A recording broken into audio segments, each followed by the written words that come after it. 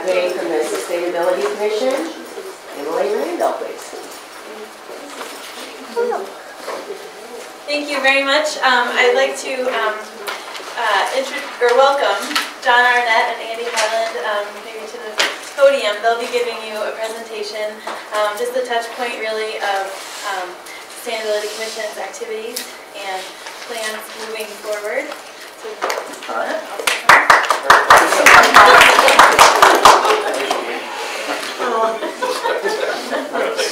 Okay. Well, good evening, everyone. I'm John Arnett. I am most recent post-chair. As of Monday, no longer the chair. I served as the chair of the Sustainability Commission in 2017, and now in 2018, Andy Highland is going to be the chair. So I want to say thank you for welcoming us. We think it's really important that we're here to visit with you tonight. We want to say up front that we're here. We, the Sustainability Commission, is here to serve the council. That's very important. We understand that we serve at the commission is in existence, serves at the benefit of the council. We understand that our budget is at the purview of the council, and we appreciate that, and we're very in tune to watching our budget and spending our monies judiciously. So to make that clear, we're here to start a dialogue with you. We want to make sure that we align our purposes with your purposes as in the world of sustainability and as we go along. I want to mention that most of our members are new since 2015. We have a couple of tenured members that have been on the commission before that, but mostly are new. So I can say as we move forward from 2015, we were kind of plugging along, doing a couple of things, and just realized, frankly, that we were lost. We were lost. We decided the way to fix that is to hold a work session, to hold a retreat. It was very, very, very, very beneficial, and that's what brings us here tonight. And I know you've got a work session, a retreat coming up here in a couple of days, and I think you'll find that very beneficial. It was really, really helpful for us. So what I want to do is to sketch out where we've been, review sustainability broadly. It's just not an environmental issue, but it's very, very, very broad. In our work session, we developed 4 key areas, 4 goals for our group, and I want to go over those briefly and just talk about a couple of points. The first one is to make Mission a good steward of its natural resources in its small little corner of the planet. And we realized that we said make, and we thought, well, no, we've already done some of these things, so we're not making it, we're improving. We're improving on that idea. And one way we're doing that is through our recycling efforts. And we want to make sure that we include recycling for not only the public spaces in the city, the commercial, the business community. That's just one small part of making our sustainable planet. The other way is to promote biking and walking as an alternative to driving. And number 2 is to make Mission a desirable community where people want to live, where they want to establish a business and sustain our way of life for years to come. And again, we use the word make. We don't want to make, we want to improve. We want to improve that aspect. One way to do that is through the Farm and Flower Market. We've been a part of that since its beginning, both in planning and in helping. We know that may be changing this year, and we're still committed to be part of that. Another part of this goal, this number 2 goal, is participation with MARC, the Mid-America Regional Council. We're lucky enough to have a member of our commission who is retired from that organization, so we have a real insight to that. One particular part of that, of MARC, is where they've helped communities, is communities for all ages. and you'll hear a little bit more about that here in a few minutes. And we know that Community for All Ages is an important part of your workplace. We know in budget discussions and in staff presentations, Community for All Ages is a component of those discussions, those initiatives. Our third goal is to execute our charge to the city to serve as advisors to the city. We want to create and deliver the annual report to you. That's why we're here tonight. That's what we're doing tonight. And my tenure on the commission, I don't think it's never been done, and I don't know that it's been done in the past. We want to make recommendations that benefit the community.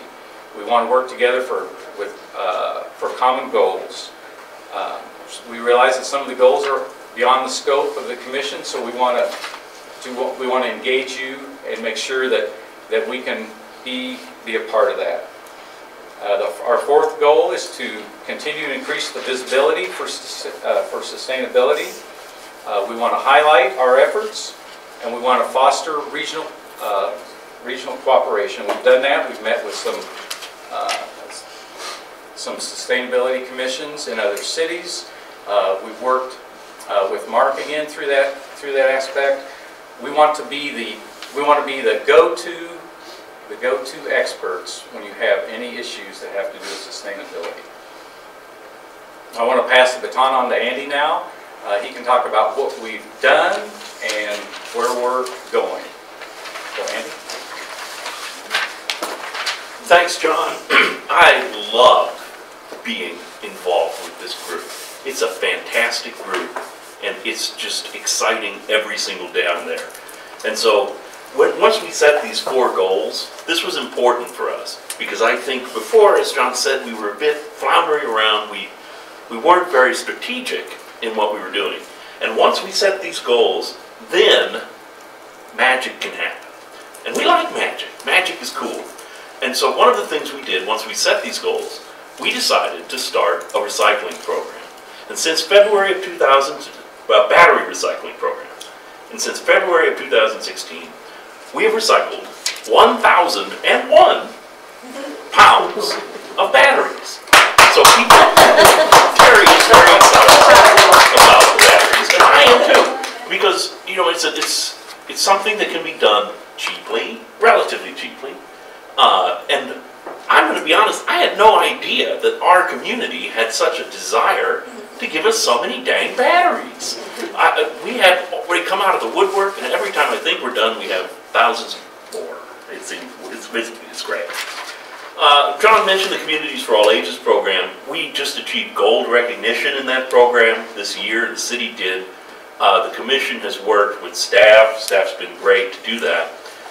And we've really worked through some of those efforts because it aligns with the idea of sustainability, not just being about environment, but also about providing a community that's sustainable in and of itself, that lives on and thinks about the future, especially in terms of an aging population, but also with a younger population moving in. That's really where I think this community is going if you look at the data. And if you think about it, it's often just sitting around and thinking about it and building a community that does that too. And we have great folks, and we're, like you say, we're happy to offer advice and work with you all to make that a reality, I think, too. And then another third project, we have a scorecard that we've been working on and revising that deals with construction projects in the city. And we're working with planning and other groups as well to sort of take projects and look at them and how they're doing on environmental and sustainable goals and rank them. This is a project that's about carrots and not sticks. We're not looking to punish anyone if they don't do this, but if they do, if they go a little extra, if they do a little more work than they're required to, we want to provide them with some recognition. We want to give them a nice award, throw a hullabaloo, toot the horn, give them some stuff that's nice for them to, and encourage this kind of dialogue and these kinds of things too.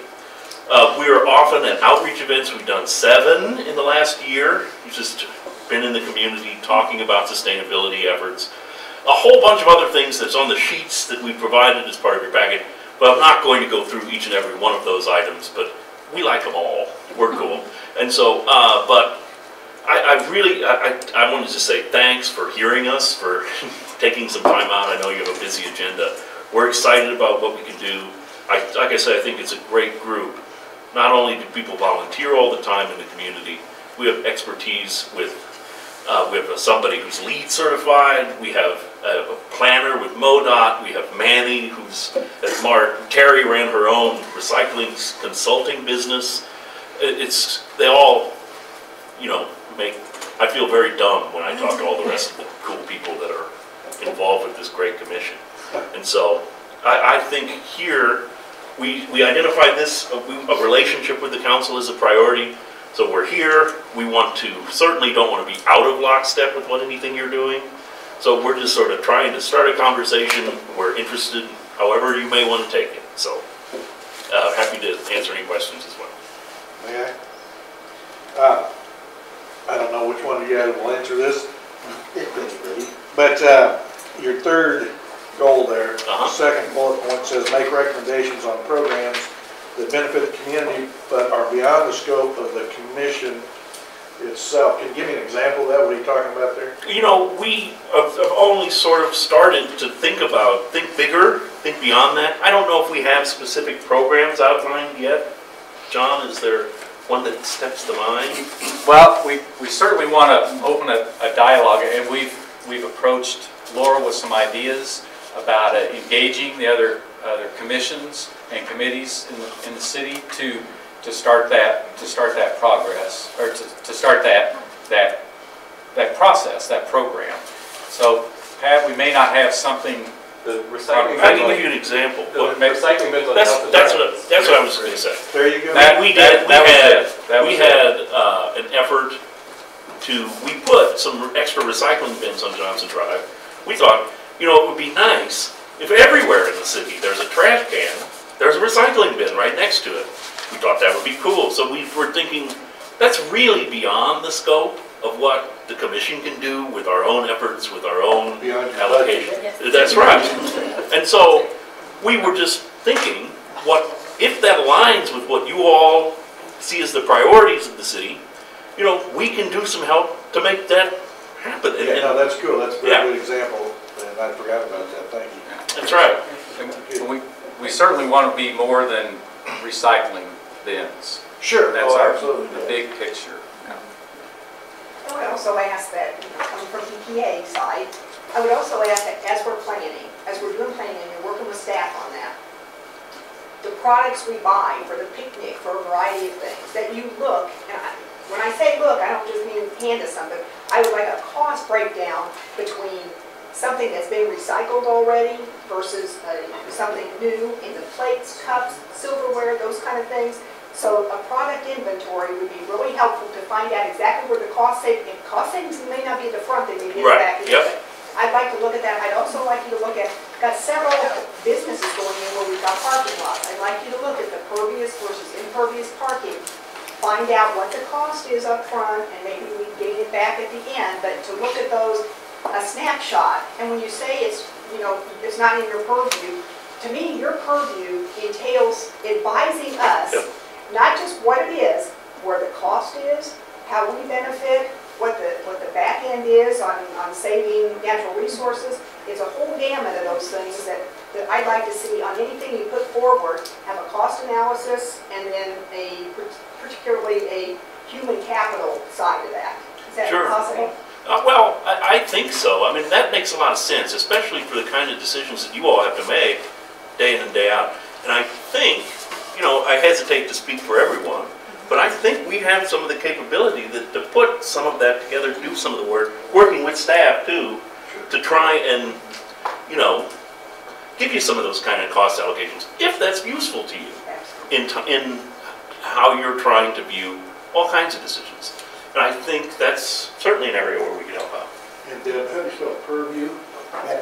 Purview. Yeah, we love purview. Okay. Thank you very much for your presentation and also for the goals that you've suggested. As I look at those goals, I really focus in on the first two. I think the first two are really your core goals. And specifically with regards to Councilman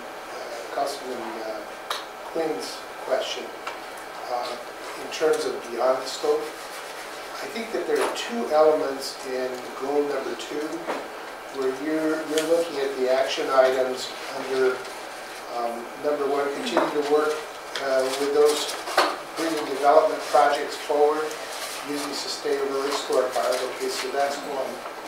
But the other one is to participate in the comprehensive plan. And I'm curious, you put that down for tentative summer of 2018. Is that something that is scheduled? Is that something that I'm unaware of? It's already on the schedule to be done? I think we wanted to work, we were sort of sketching this out. Some of this is a little more tentative than others. I think we would certainly want to work within whatever comprehensive planning process you all are undertaking. We don't want to be on our own track out by ourselves. So, no, I understand that, yeah. but my question was, do you know something I don't? No. I think he probably knows quite a few things.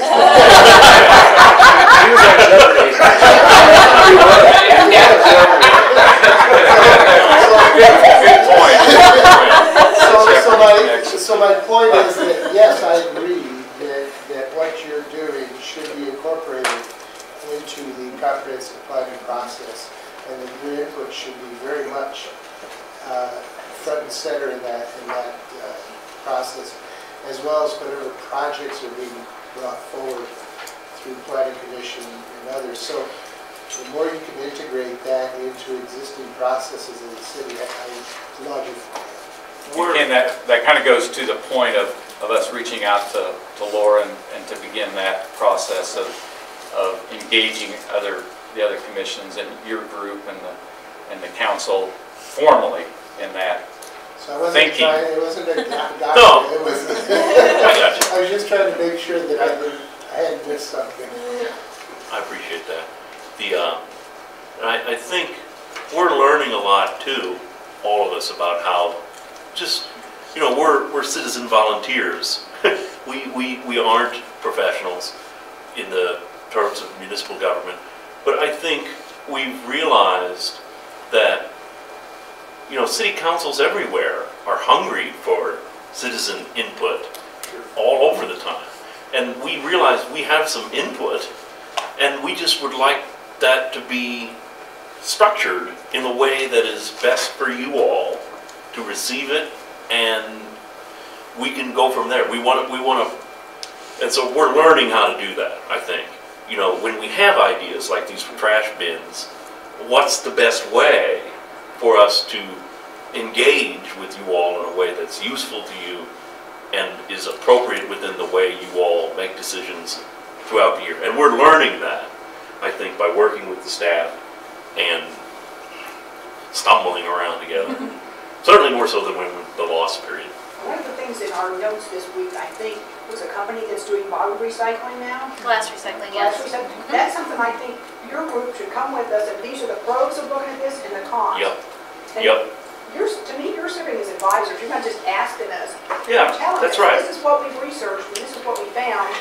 That makes it more palatable and acceptable. If I know you've done all your research, and we can, then adopt something like that based on buying it from you guys. Woot! Have you guys done anything to look at just any energy analysis on whether it's city buildings or street lights or anything, and try to maybe start working towards putting a plan together there that we might be able to look into both save environmental impact and potentially cost? So I know some of the newer technologies that are out there, there's probably some good opportunities that we can start to look at there as a city. Yeah, I'd love to hear some stuff. Yeah. It's not on your radar, that's fine. No, I think that's good A stuff. thing that you guys could really give us a lot of great information on, and you've got some good opportunities there. Absolutely. I think the opportunities are there. I haven't seen, when was the last time we did an audit or anything like The that? community center was one, and we were just talking actually, John, about heating and lighting operations at Public Works, and I think talks have been kind of underway for a new look, a fresh pass at some of that information. And we were talking about street lights and those transfer, as we do a project and they convert to LED lights and that kind of thing. So the Sustainability Commission hasn't touched that lately, but we sure could. Absolutely. I think really we just wanted to say hi. You know, hi, we're here. And I think we're ready to be engaged. And we're found. We're found. We were lost, but we were You just fulfilled item number 4 in your goal. There you go. Just very quickly, I think there's a couple of members that you may not know. I wanted to introduce them. Ingrid Worth and Studi Dalal, 2 of our new student members, and I just thought they may be very happy to have them on the commission, and it's a great intergenerational achievement for us that we check that box, but they also add a lot to our meetings. They do. Yeah. They do. But do these student members only get half the salary as the regular? But they don't complain about it. They get twice as much. That's right. Twice. 2 times as much as It's that zero factor. It's that zero multiplier. Don't divide though. That'll get you in trouble. Thank you very much. All right, thank you so much. I appreciate all your Yes, thank you. work and volunteerism and community. John, you're going to stay on, right? You're going to stay on the commission, right? Yes, ma'am. We are now, she is. All right, the next action item that we have is a contract for an arborist consultant, Christy. And Christy, we have a picture from Christy. Anyway, I'm your Christy this evening, so I'm doing a poor imitation, but Christy is actually on one of Dr. Garrity's trips Oh, this that's week. right. Oh, wow. And she sent a picture today that was fantastic, so she's having a great time, and so we'll look forward to her being back next week and sharing these stories. So, the first action item was a contract for an arborist. In 2017, as we were putting the 2017 budget together, what was then the tree board approached the city council and made a recommendation during the budget process that we look at increasing our budget for tree maintenance, to consider going through a process to update a tree inventory that had been done back in 2007, but also then to make recommendations for trimming and pruning of trees on public properties, looking at insect and disease treatment, particularly as it related to the emerald ash borer, removal and replacement of trees on city-owned property, and then establishing an annual planting plan. So one of the things that I know is I've had limited touch points with the tree board over the years is that, so the inventory that we had in the past, we knew what trees we had where, but we really didn't have a plan, nor did we really think about whether those trees had been planted appropriately to ensure their longer-term success from the get-go. So oftentimes there's this, if we lose a tree, we got to go right back and put a tree in exactly that same spot. Well, I think we need to take a step back and look at and evaluate, where are the best places for trees? Have we overplanted in some cases, and can we maximize that? So the council approved a budget of about $20,000 to accomplish that. We tried to go through a bid process and solicit some bids in 2017, and we didn't get a very positive response, so we took a step back and sort of regrouped and put those bids out right at the end of 2017 again. We did get 3 responses, and the staff is recommending that the contract with Davie Resource Group to perform those services be approved in an amount not to exceed $6,500. So substantial savings, the thought being that we would then like to preserve the remaining budget to look at maybe planting and actually performing some of the work that may be identified through the tree inventory process. Happy to try to answer any other questions. It does not include Parkway, correct? Does not include the Parkway at this point, that is correct. Laura, I had a question about the timing, and you might not know this since you're filling in, but I saw that there was a timeline in the estimate, and I was wondering, is there any better or worse time for them to be looking for disease and things like that? Like, does it make sense to stick with the timeline as presented, or is there a better season? I don't know, we can certainly ask that question. And then my other question was, do we know where we are, where we're at all on the ash borer, and does it make sense to do the inventory limited to only city trees, or is there any plans to look into evaluating neighborhoods and that sort of thing? We haven't really evaluated neighborhoods. We had that conversation several years ago when the problem first emerged, and the concern was the cost associated. So if we sort of take the step into dealing with trees on private property, what is that expense? for us, and the council made the decision at that time through the tree board, in fact, to really look at some heavy-duty education and making information available to residents and homeowners. So that was sort of the tack that we've taken in that regard. We do know and have done an inventory on our own emerald ash borers, and I don't know the number off the top of my head, but we've done some treatment. So we've really been focused on those that are on public property. Yes. Laura, that brings up a very interesting historical factor. When I was going over the minutes from Countryside's history, I realized that there were 10 years when the Dutch elm disease had hit. And during that entire period, we were faced, or they were facing the same issues. We're dying off of trees, some on private property and some in city right-of-ways. And in fact, they had the same principle at that time, was that those that are private property are private property resident or homeowner responsibilities.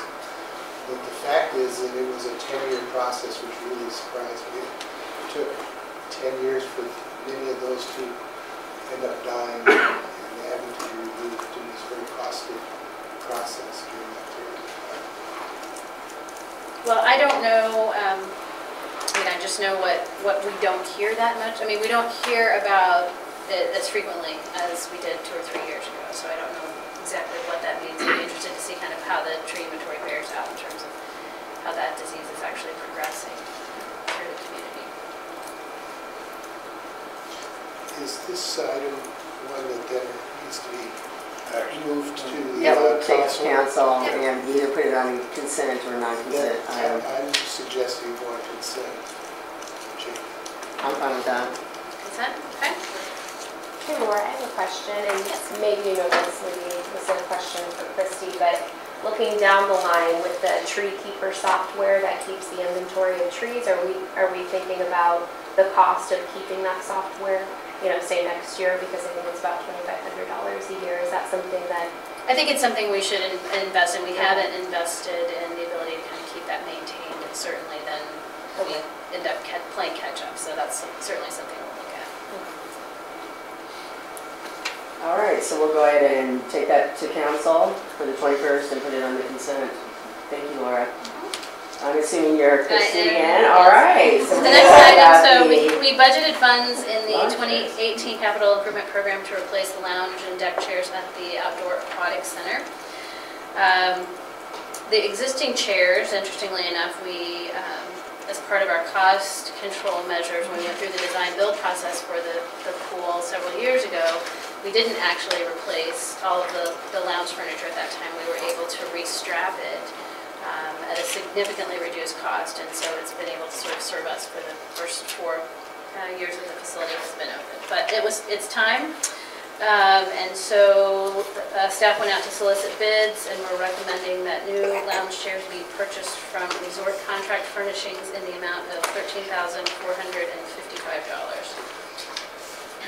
Laura, what is that material? Because it looks like it's a different design, and it was previously a vinyl. It is they were vinyl straps, and this is more of a canvasy outdoor fabric type Yeah, I've sling seen the chairs. picture of it. I didn't know if it was a canvas type. It is, and that seems to be what many of the facilities are moving toward, and in fact we've had several patrons, I believe it's the City of Fairways pool that has that similar lounge furniture, and we've had patrons who've approached us about considering that.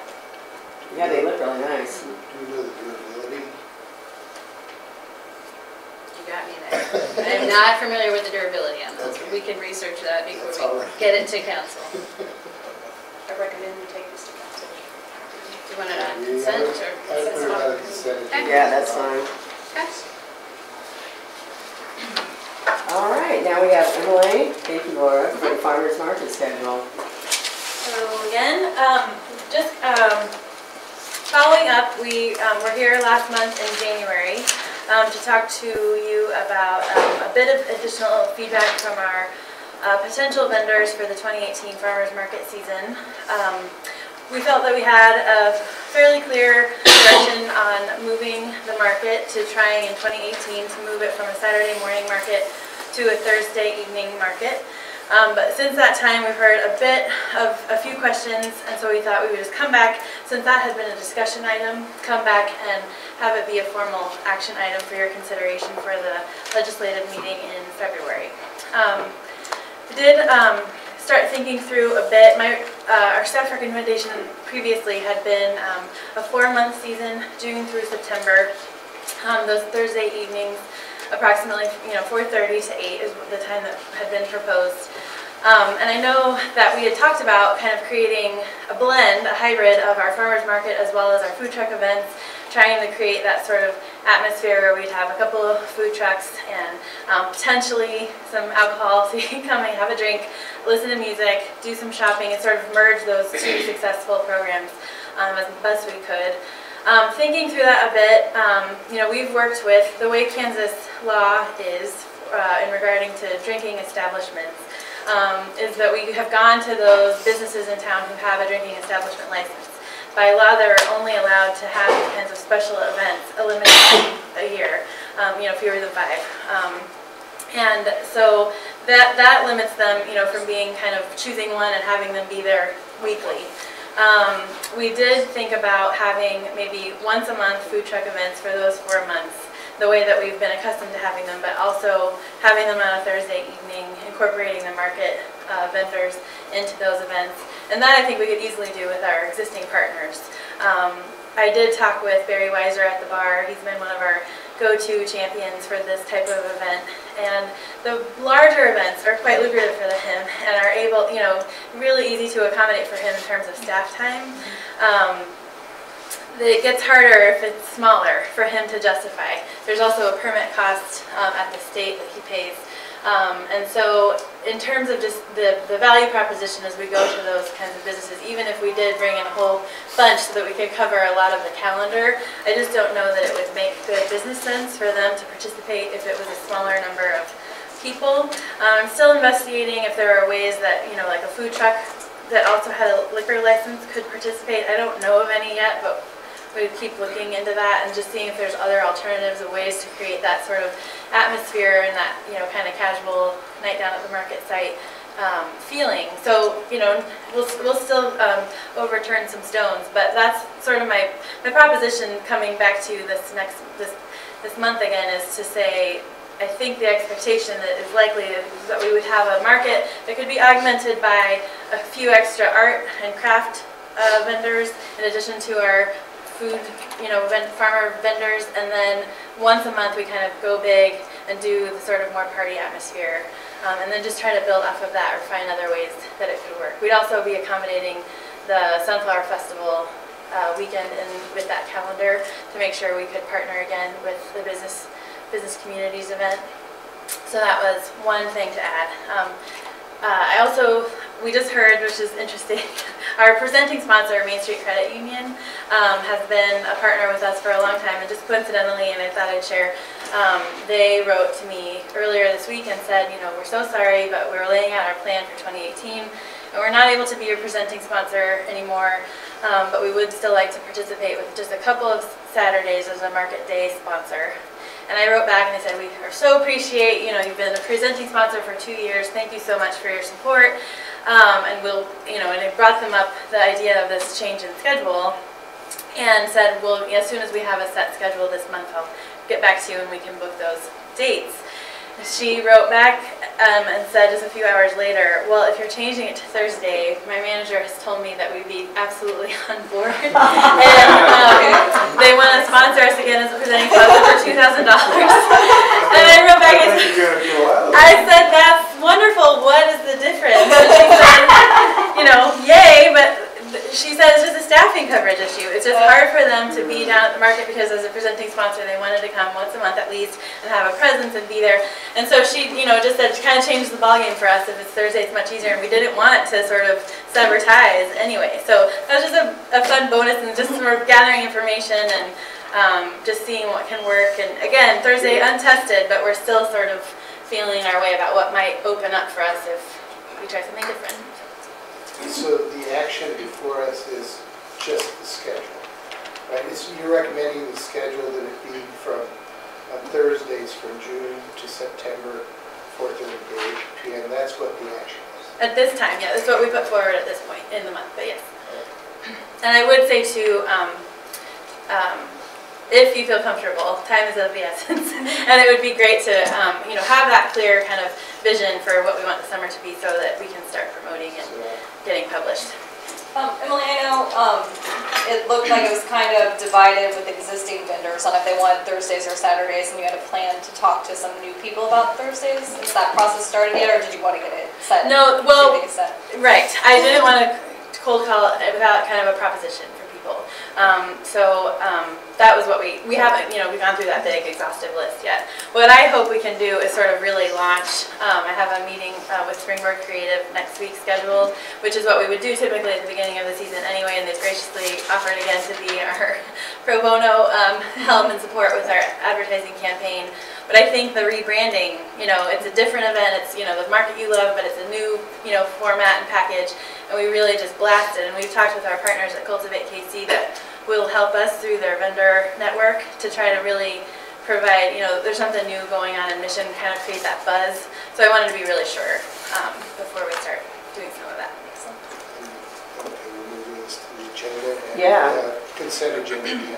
I think we should do non-consent on it. We want to hear about it, it's good. Yeah, this is a cool deal. Probably want some discussion. Yeah, I think that's cool. All right, thank you so much, Elaine. All right, the next item is, I know Danielle's in Florida, so. I'm Danielle tonight. So the Nuisance Abatement Contractor. Yeah, this is an item for a bid for nuisance abatement contract services. As you all know, we have property maintenance code for the city. We have a neighborhood services division that's responsible for enforcing that property maintenance code. When they write up a property and they notify the owner if they're not in compliance, we give them a certain amount of time to fall into compliance. Most of the time they do, sometimes they don't. And so after ample warnings, the city will step in and utilize the services of a private contractor to actually bring that property into compliance. It mostly deals with issues of tall grass, vegetation.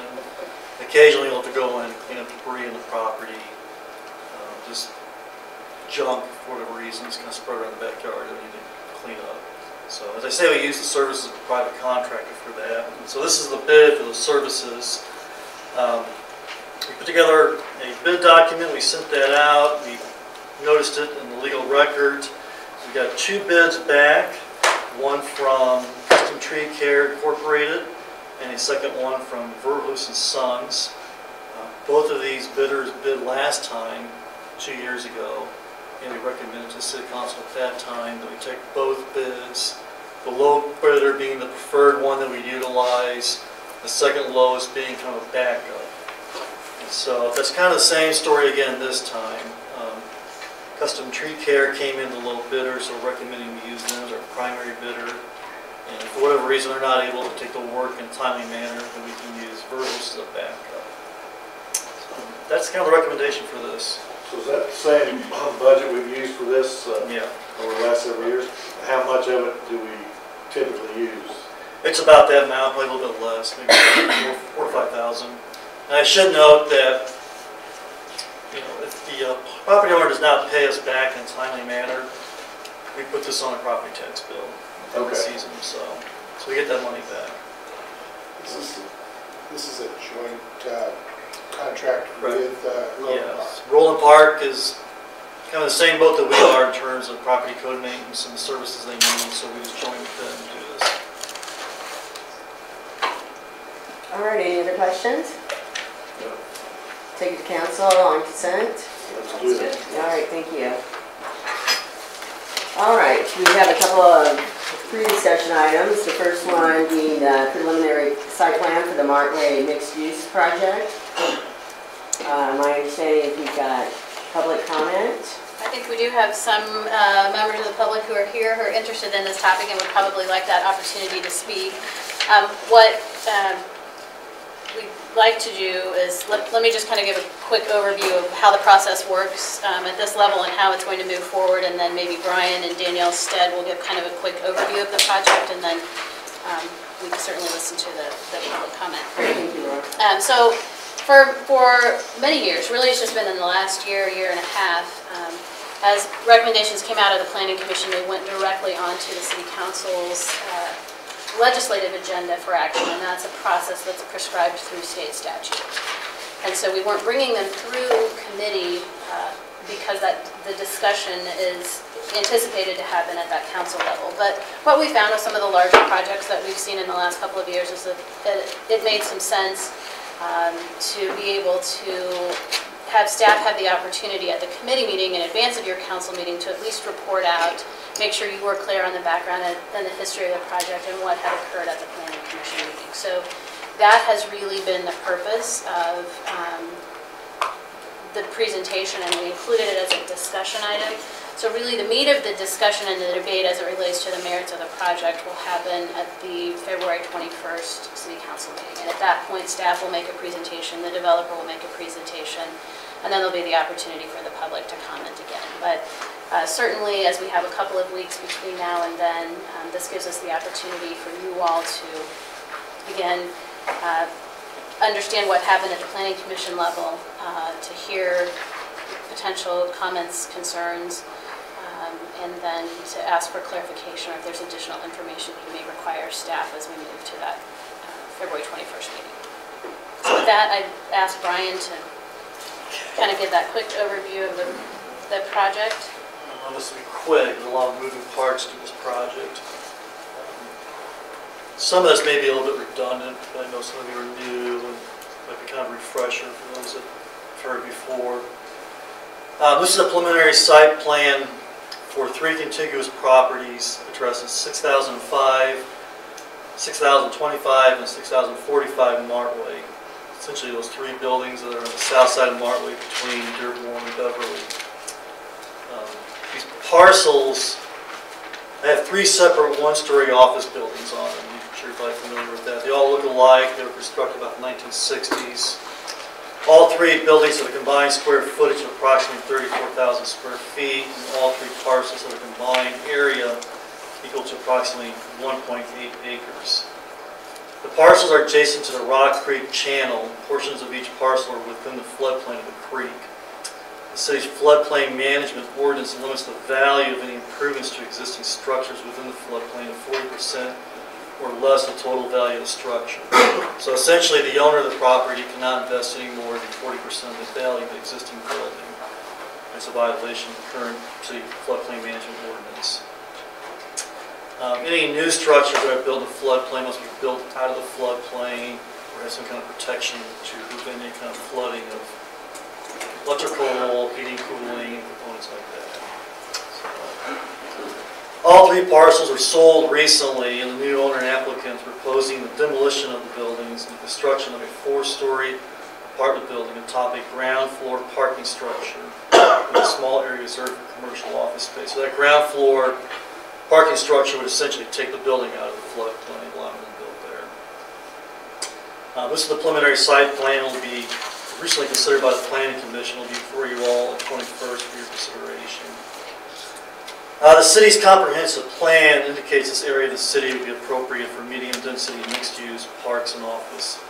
This area should be composed of a pedestrian-friendly mix of mostly housing and limited office and retail use at medium densities. Such area typically serves as a transition zone between low to moderate density residential neighborhoods and areas of higher intensity commercial activity. Land use consists of an intermixed low to moderate density attached residential housing types such as row housing, townhomes, condominiums, duplexes, triplexes, fourplexes, multiplexes, and apartment and condo dwellings. Residential densities may vary throughout the neighborhood and are typically higher than low-density residential areas. The ground floor is appropriate for offices or limited retail stores, upper floors, including housing units. All 3 parcels are within the Main Street Chew, MS Chew zoning district. The MS Chew zoning was assigned to these parcels at the time the city initiated rezoning of the entire downtown district in 2006. The intent of both the MS1 and MS Chew zoning is to provide development opportunities consistent with the existing character and surrounding core downtown mission. The objective of the MS Chew is similar to the MS1, except that the MS2 allows for residential uses on the ground floor as part of the commercial or office mixed-use development.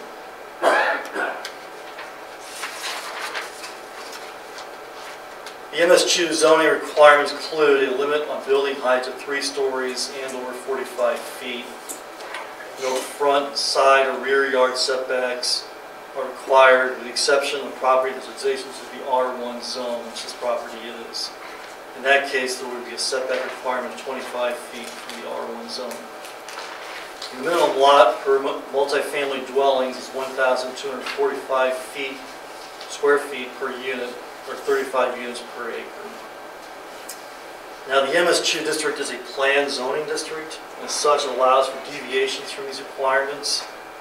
Planned zoning district is a zoning technique that's intended to create additional flexibility in the application of the zoning standards. As such, but not limited to, setbacks and height.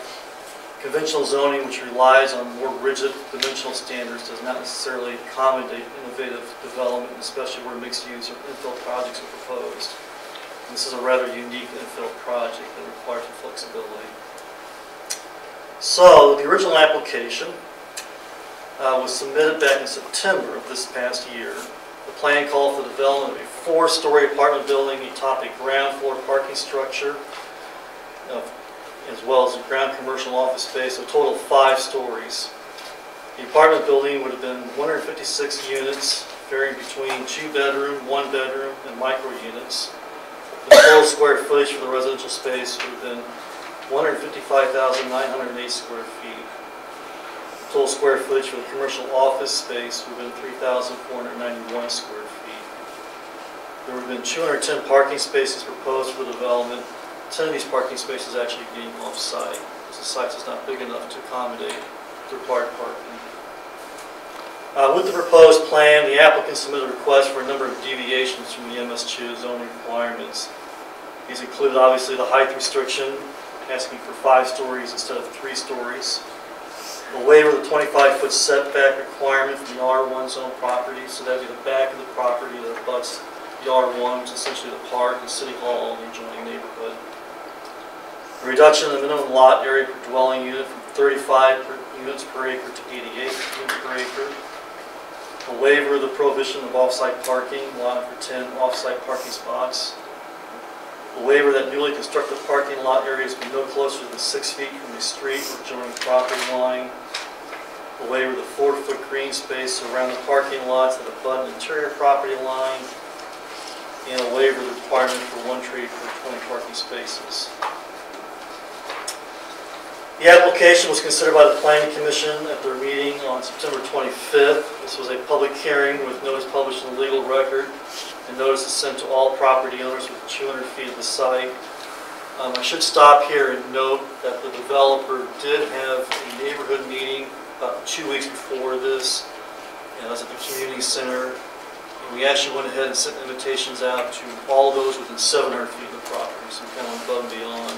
We probably had about 40 or 50 residents there from not only the neighborhood on 61st Street, but also from the Mission Square and some of the other properties in the area. Comments received related to the building height, the number of new residents, traffic, sky glow, sight lining, trespassing vehicle headlights, trash smell, noise, use of the outdoor pool, use of the Victor X. Anderson Park, proximity to other multifamily housing in Johnson County, loss of vistas, loss of trees, provision of utilities, and off-street parking were all comments that were brought up by the public at the Planning Commission meeting on the 25th of September. And I think probably the primary driver was maybe the height of the building, and the feeling that the height is kind of, in my words, sort of looms over the subdivision. I think that was a concern with a lot of the residents there. And then this general light pollution, especially from headlights, from some of the apartments and so forth in the evenings, noise pollution, etc. At the end of that meeting, the Planning Commission, taking all those factors into consideration, voted 8-0 to recommend denial of the plan due primarily to concerns about the requested deviation in height. The applicant subsequently remitted the plan resubmitted the plan, excuse me, with several modifications. The most notable being a reduction in the number of units and thus the elimination of an entire story from the building. The revised plan provides for a 3-story apartment building atop a ground floor parking structure with offices, so it'll be a 4-story building total. The number of apartments has been reduced from 156 to 117. And the overall square footage has been reduced for the residential area from 155, 908 to 116, 931. The applicant is still seeking deviations. Again, the height of the building, seeking 4 stories instead of 3 stories is limited. Again, a waiver of the 25-foot setback requirement from the R1 zoning property. A reduction in the minimum lot area per dwelling unit, 35 units to 66 units per acre. And again, a waiver of the newly constructed parking lot area to be closer than 6 feet from the street or adjoining property line. A waiver of the 4-foot green space, and then a waiver of the required for 1 tree per parking space. This application was again considered by the Planning Commission at the regular meeting on December 18th, 2017. Again, a public hearing was held, publication of legal record, and notice is sent to those within 200 feet of the property. And again, comments were generally the same nature as the first meeting. But on this occasion, the Planning Commission voted 7-1 to recommend the plan to the City Council. And again, I think the primary driver was the height of the building. The feeling that the applicant had kind of heard what the Planning Commission and the residents were saying the first time. There are a number of conditions that the Planning Commission is making the recommendation to the City Council. Those are listed in your packet, 1 through 12. Approval of the requested deviation for the rear yard setback, 25 feet. Approval of the requested deviation to the height to allow a maximum building height of 4 stories, or 56 feet. Approval of the requested deviation to waive the minimum lot area per dwelling unit to allow for the proposed design, 117 units, or 116,931 square feet of residential development in a mixed-use building. Approval of the requested deviation to waive the 6-foot parking lot setback along the west property line only. Alternative screening of the area should be provided for consideration with the final site plan. Approval of the requested deviation to waive the parking lot buffers for the west boundary only, with evenly spaced tree islands installed. Approval of requested deviation to waive the site tree requirement based on parking spaces. Approval of requested deviation to waive the parking lot open space standard. Revised final traffic study and final stormwater drainage designs must be submitted for review with the final site plan application. The appropriate data, text, maps, drawings, and tables must be included per the Olson Associates review comments dated September 20th, 2017, attached to this report. Staff reserves the right to provide additional comments or stipulations on development plans until all traffic circulation, ADA, storm drainage, and floodplain related concerns have been addressed. Provide adequate right-of-way for the required streetscape elements. A minimum 10-foot wide paved clear path is required for the Rock Creek Trail, separated from the back if occurred by a minimum of 5 feet wide planting zone that would be along Martway from the building. Trash receptacle must be moved or screened to not impact residents to the southwest. And finally, light pollution must be rectified to the satisfaction of staff before construction can begin. So those are the 12 requirements that are associated with the site plan. And again, this would be before you to regular meeting the 21st of this month. I recognize that this is not a discussion item. But I would like some clarification, if possible, at some point in the future with regards to the flood plan. I had gone back to the 2007 comprehensive plan and looking at what was described then as the Rock Creek redevelopment that was associated with the downtown section. There was an indication that that area, that property, was going to be converted to a greenway. Greenway is the way that it was referred to. West of Woodson, just past Beverly and north of the Channel. So my question is, can staff address how the comprehensive plan with regards to this floodplain area got changed from that, or was modified, and when was it modified in the past? Because that's the only reference that I can find with regards to that land area. Yes, we can, and I think that came directly out of the reference in the comprehensive plan comes from a Rock Creek redevelopment study that was done by BNIM.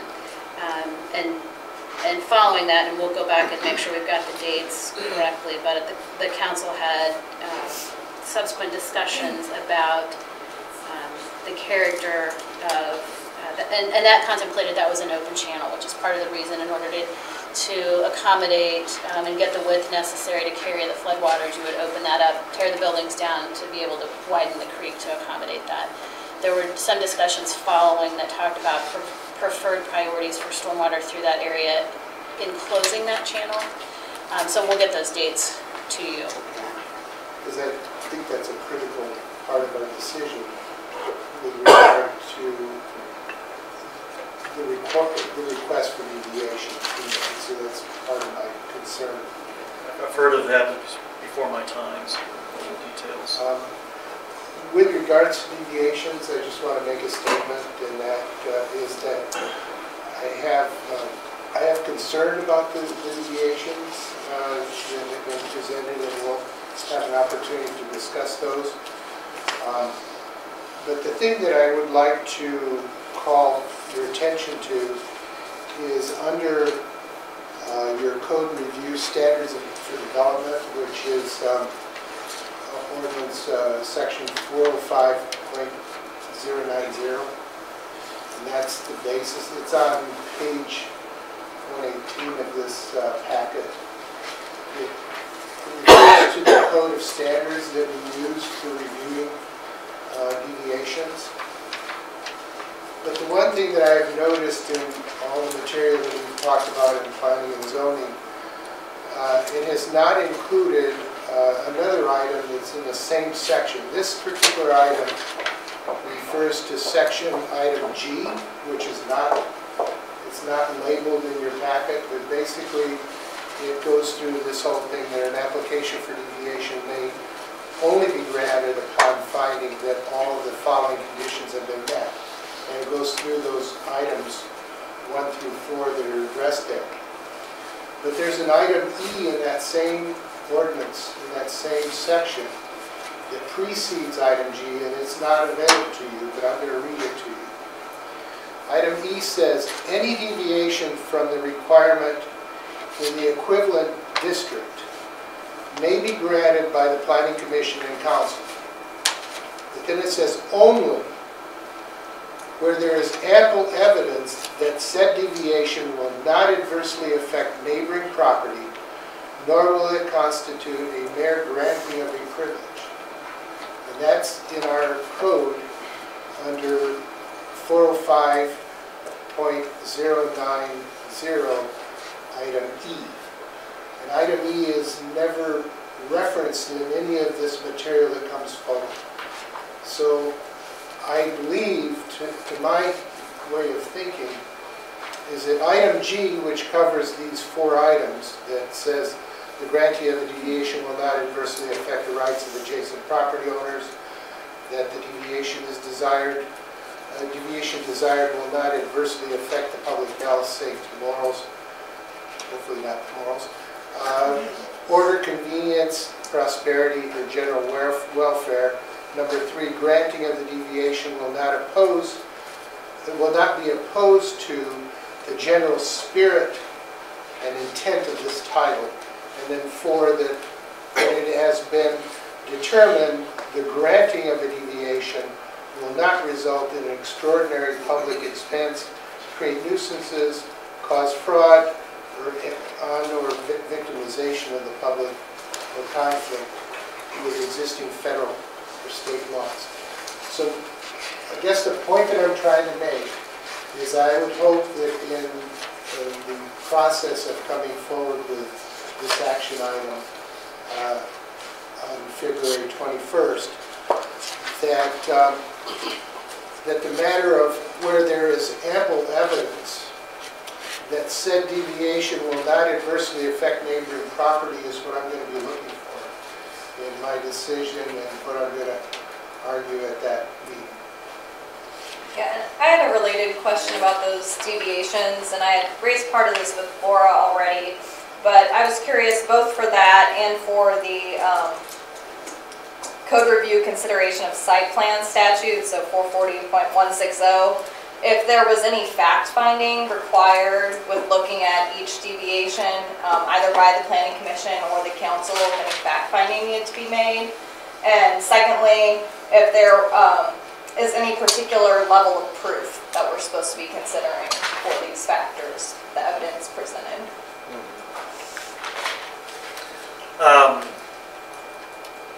Yeah, I don't know about the particular fact finding. Well, let me ask, what, can you clarify, I mean, when you say fact finding?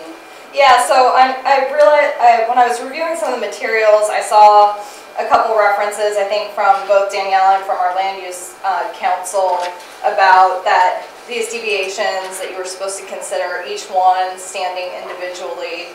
And so in reviewing the planning commission minutes, I noticed that, you know, at the end of the day, they approved the deviations, but they didn't make any particular findings of fact as to why they felt the deviation was granted or should be granted. And so I was wondering if there is supposed to be anything in the process about that. And then secondly, what the level of proof should be. So what does the evidence have to be supporting finding that each of those deviation factors has been met? That'd be a question really for our land use attorney, so I can follow up with them on that. Lawyer questions I don't know the answer to though, so yeah, I'd like more information on that if that's possible. It's a little bit new to us too. We don't apply these deviations very often. So. Some things that are written, the planning commission has a full purview of what they're looking at. They're looking at black, white, what falls in between. The council has a different decision-making process from my perspective, and that's the things to look at. We are promoting density. We want, you know, multiple diverse activity going on in the city. But I have to look at the impact on this police force, adding that many people at that location. I have to look at public works and what they have to do for snow removal. I have to look at the impact on the community center and how that would facilitate them getting their work done with adding potentially that many more people. So I'm not saying yes, no, anything. I'm not voting. But I'm telling you, those factors are not within the purview of the planning commission. They are within the purview of this body, and you have to look at those things as you're looking at development, I think.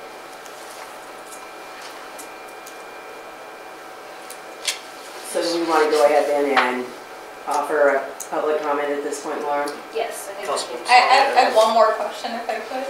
And then the other question that I wondered was, I know in looking at the TIF and CID, you know, the developers make claims about the financial feasibility of their project with or without incentives. And I was wondering if there's any role in the planning commission also relating to these deviations on claims that the developer makes about financial feasibility of a project with or without those deviations. Not really, no. So the planning commission's involvement in the incentive process is to consider when a TIF project plan has been submitted, to consider whether that TIF project plan is in conformance with the city's comprehensive plan. So they don't have any, so they're looking at does this meet the criteria or some of the standards included in the comprehensive plan. They don't do any of the financial analysis. That all comes to you for that review. Laura, can you explain a little bit more in terms of staff recommending, when they recommend, when they don't recommend in the staff report to the planning commission? Because in both cases, when the planning commission report was presented by staff, all deviations were recommended. So I guess the basis for staff to recommend is something that I'm also wanting to understand a little bit better. Okay. And since that's part of that process, and you know, it is obviously a recommendation. And if you go through the staff report, there are, you know, ties back to the planning and visioning documents, the ordinances through that process. oftentimes the staff recommendations are not, as when a recommendation comes to you as the council, they're not always approved as recommended, but we can certainly. But it comes across as being a favorable or a proponent position with regards to a plan that's being put forward, rather than a neutral or identifying those elements that are not recommended versus those that are. So there's not a pros and cons. Well, oftentimes I think what you don't see is the things that don't ever make it to the table for consideration. So in the initial discussions and conversations that we have with developers on any project, many of those things never sort of make it to, so they're left on the cutting room floor, if you will. So there are many of those that happen. So maybe a sharper knife.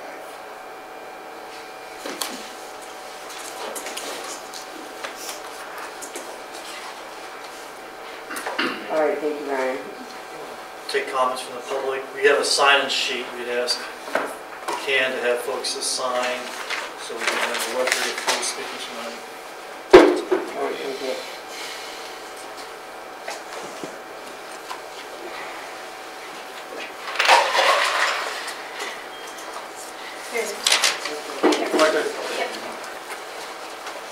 Good evening. My name is Mary Ann Martins. I live on 61st Street.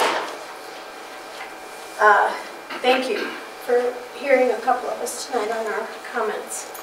My husband and I purchased our home in Mission in November of 1993.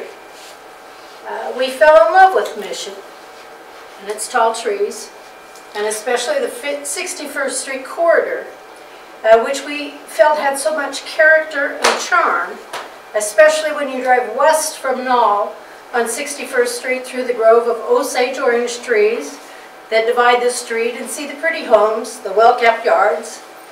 And we thought the Mission City Hall swimming pool complex and park was like a welcome to Mission. And we were excited as we traveled up 4 houses up the street to our home from the park. For 24 years, we have continued to shop and dine in Mission, watching family celebrations and kids in the park, tennis players, and seeing kids off to swim, and it's always been an enjoyable experience. Growth and sustainability are good and exciting times in any city. We've watched everything grow in this city, from Hy-Vee to the Powell Community Center, followed by Mission Gardens, a plus 55 community, and the West Gateway shops and restaurants thrive along with the addition of the Wellstone 55 community. And we appreciate the walkable, safe neighborhood and city we live in. It's good to learn that the Johnson Drive EPC apartment complex with 200 apartments will break ground within the next 6 months, and we feel that that will be a good fit for Mission. And we are pleased to hear the Mission Gateway Valenti project is expected to begin development during 2018. I am here tonight to discuss the proposed Martway mixed-use Martway Office Works project that has been proposed. There are certain concerns, objections to the variances that were approved by the Planning Commission and the city staff that I am not at all comfortable with as a Mission resident or homeowner on 61st Street. I asked the city how this building, which is putting 117 apartment units in an area zoned for 35 to 62 units max, that is 11.3 foot higher than code, and has even requested deviations that do not even follow tree plantings required, how this end result cannot directly affect the value and prosperity of the homeowners on 61st Street and the Mission Gardens homeowners who lose their green space view to the east. Martway Mixed Use has requested to build directly adjacent and up to Rock Creek itself, with no 25-foot plus 20 feet adjacent to the city buildings, swimming pool, but does not give any homeowners on 61st Street any relief. Much attention is paid to the front of the building and how it will hide the parking and from the public view on Martway, which is a commercial zone. And the building's even called Harmonious and Superior, yet the residents who will view the back of the building, which will tower above the trees in the park, are not afforded the same consideration for screening, harmony, or superior views. How does that not affect residents and the value of their homes? Please take the time to sit in your car in front of the tennis courts and envision this proposed complex and look to the neighborhood directly behind you and to the west and consider the homeowners on Mission Square. And as far as traffic flow, I would also like to request that every member of the Mission City Council take 15 minutes between the hours of 5:30 and 6:30 before February 21st council meeting and drive through Mission, particularly up and down Martway, through Target and the post office, back out past the fast food restaurants, back down Martway to Broadmoor, over to Johnson Drive, and east to Woodson and back again, and then do it again. And then drive around the Powell Center and look for a parking place. Notice how full all the parking lots are, all the restaurants, from Target to Hy-Vee and Planet Fitness. Then remember there's going to be another apartment complex just 1 block north of this proposed Martway that will break ground within the next 3 to 6 months. Many articles have appeared in the Kansas City Star and Kansas City Business Journal, Shawnee Mission Post, and about millennials and their wants for apartment living. They want secured, covered parking, washer dryers, open floor plans, fast internet. Studies show 90% own their own cars and 6% lease them. And most all still drive their cars to work, and they hope to buy homes within the next 5 years. And the cities where they live hope that when millennials live in apartments in urban areas, millennials will choose to live and buy homes in the same cities where they are because of good schools and walkable neighborhoods. I hope Mission is a beneficiary to these lifestyle choices, but I am not convinced this proposed development is the right one for this location. Thank you. Thank you. Thank you. Well, I looked around and nobody else moved, so. Where's my sign-in thing? I want to be legal. Sorry. Thanks.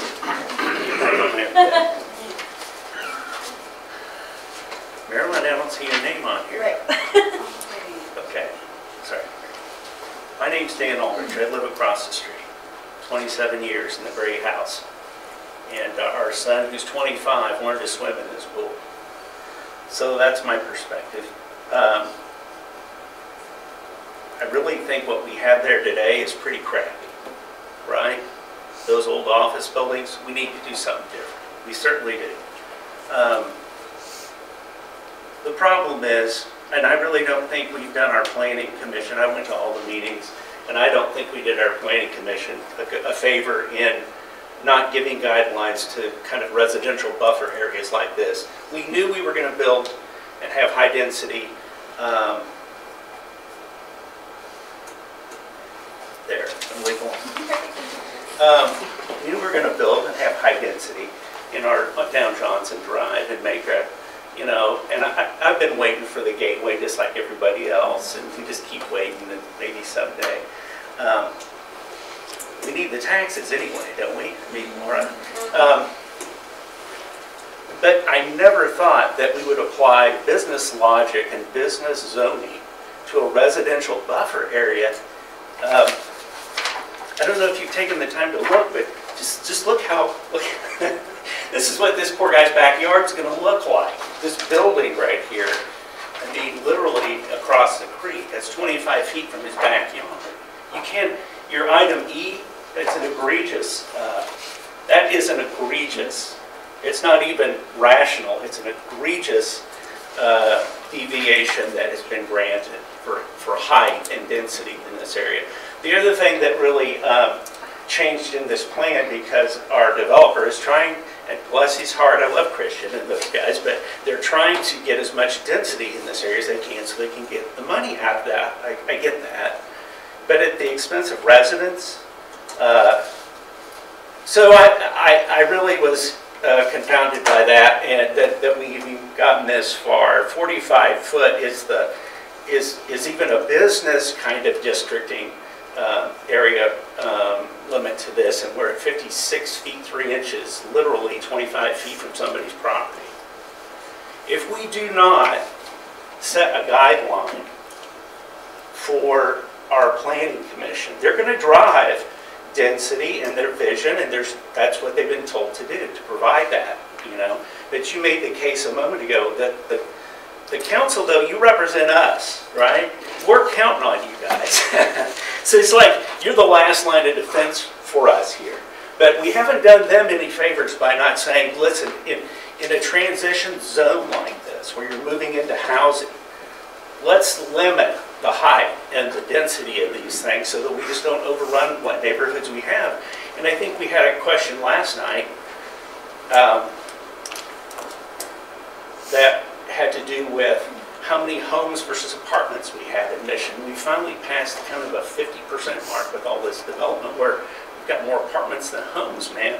And so if you're not going to defend the homes, this is just going to be, you know, the city of apartments, you know, put that on our side. That's not a good thing. I want these guys to be able to buy homes and stuff like that, and like we did when we were young kids and came to this neighborhood and bought our home for, what, about $88,000, believe it or not, right? But the three variances that you'll be seeing a petition, so I wondered how many people were really against this, right? So I walked neighborhoods, and some of our neighbors did as well, and we talked to everyone, and my goodness, we've got a great community. We're going to be providing you, and Laura has this for copies for you guys to have, but the one-page write-up of our grievances here and how this impacts us directly as residents, and we want these guys to be successful. We don't want those crappy buildings there, but we don't want something this huge right next to people's homes. So pretty much apartment height, or the height of this thing, the density, it's 1.8 acres, so at 30 an acre, that's roughly 62 apartments is what should be allowed at the most, even if you considered it like, you know, a business thing, a business kind of district. We're talking about 117 apartments, a mass, and this looks like a Lego. It looks like a dorm. Our son just graduated from Oklahoma State a couple years ago. The drawings look just like the dorm he lived in. I certainly would hope you consider if this was your house. You know, if you lived on this street, would you approve this? There's no way you would. If you just consider the images and the drawings and how close this is. So what you will see is the one-page write-up from us. We're asking you to at least adhere to, if nothing else, at least adhere to height, density, and setback. I mean, they're going to put trash cans and cars parking 25 feet from people's backyards. They bought the property knowing it's in a floodplain, so I don't want to hear about, I got to build the first story 20 feet and then build 3 stories on top. If you consider 2 stories on top of that, you get about 46 feet. So that's almost close to what that should be. So then, yes, sir. I'm sorry to interrupt you, but would that be acceptable to you? I really don't think it should be that huge, and I think it's disingenuous to call yourself Office Works LLC and build an apartment complex with a couple offices in it. But that's how this has come about. I think we're asking for the bare minimum. You're not going to be happy with it. Right. Well, right. Right. Well, art of the deal kind of thing happened to us where somebody came in and asked for something just humongous and then downsized it by a floor and jacked up the first layer by 20 feet that built 3 stories on it. So here we are. It's gotten this far to you. we would really like to see you guys work on our city codes, which are 10 years old for this kind of thing, and say, you know what, when you get in a transitional area like this, let's play a different game. Don't treat it like it's Johnson Drive. Somebody's house is right there, you know. You can't do that. I mean, you wouldn't do it to yourselves. So anyway, you're going to have this, but this was a surprise to me. You'll see what we're going to provide you. We have virtually 100% of every household represented in signatures, over 40 households that are against this project as it is. And so we provided the signatures. I'm keeping the originals, you got the copies. I have a copy. We have a couple more pages of these we're going to be bringing before the 21st. I just hope you consider that. I also think that if you do build something, this is for, you know, our rewriting of these codes and things, but let's build privacy fences for homeowners and keep these things in density and size and scale down to something, you know, people would live with. I mean, don't treat it like it's, you know, on the corner of Knoll and Johnson Drive. I mean, that's just ridiculous. So I hope I covered a good amount of the points for my neighbors who told me all these things on Saturday and the last few weekends, but you'll see all their little names here on your sheets. So thanks for hearing us, and thanks for your support. I hope you'll support us in some way on this. You make some good points. Thank you. Thank you. Like, can I put one more? Sure. Like Dan, I live right across the street, and my wife and I moved here from Texas in 2002. And Mission was the kind of place we dreamed about living because we've always felt like this city has it together. We love the spacing of things, we love the way everything is laid out, and it's really good. And I can only attribute it to people with great wisdom in the past that came up with codes, that came up with the way that this city is laid out. And I think they're a lot smarter than me. And I think when we look at something like this happening and we see what's been going, these aren't what I call variances. These are major changes. A variance is it's 43 foot and yours is 45 foot or 44 foot. That's a variance. A variance is, you know, you got to have 15 yards between your property line and your garage, and you want to go 12 and you get a variance. That's a variance. Going from 43 to 50, that's not a variance, that's a whole new thing. And it made me think through this whole process of why do we even have codes? Trust me, I lived in Houston for the longest 8 months of my life. And I can tell you, seriously, I can tell you what living with no codes is. You have strip clubs next to churches, next to schools. Because if you have no rules, you have no rules, and pretty soon everybody can do everything. And we can look at this situation. It's tragic, seriously. If I think I hurt because I have to look out my front door at that or see it behind the pool, that has nothing compared to the people that are going to walk out their backyard and look up 53 feet at a big building like that. I mean, that's tragic for them. But I also say for the city of Mission, where's this going to stop? I mean, we have codes for a reason. I think your question was great. What would make me happy? Build this thing within the codes that the city has already established and do that. Why do we have to have deviations? I loved what Dan said. We didn't tell them to buy that property. We're not their lawyers who looked into all of these kind of things. And what did they buy this property and think, oh, we'll just bamboozle our way to get what we want? That's what it feels like. So I could be wrong, but the answer is we have codes for this. Why are we even discussing it? Build something that meets within our codes, and I think everybody will be just fine. There'll be the space that's needed. It'll be the height that it's supposed to be. It's mixed-use development. It's not supposed to be 50 feet tall. We're thrilled about Johnson Drive. That's great. I think it's going to be a help to it. It was a wise decision to do that. This, not so wise, not only because of the situation, because who are we going to say no to down the road? This makes me feel like there is no no. So thank you. Yeah, thanks. Thank you. I'll be brief. Nice haircut. Nice guy. I always joke, Say I can stick Band-Aids to my head when I hit my head on stage. Y'all might thank you for the opportunity to talk to you. My name's Aaron Wingert. I live at the corner of 61st and Lamar on the north side. Lived in that home since 1990. I've owned it since '99. Intend to keep my family there and raise my kids there. I won't rehash what my neighbors have said too badly. I'm vehemently opposed to the deviations that are being considered on this project. I'm not, to speak to your point, I'm not opposed to a project there. Those buildings, they're a tough shed. Something needs to happen, and I think it's exciting that something could happen. But the grandeur of this project as proposed and as approved by the Planning Commission is of great concern to all of us for reasons that have been stated very articulately, I believe. But I worked in codes for 16 years. I understand the variance. I understand zoning and building, and you have those, like you said, you have those codes for reasons. Fire department access around the back side. How do we fight a fire in a building that's up against a creek in an active involved fire?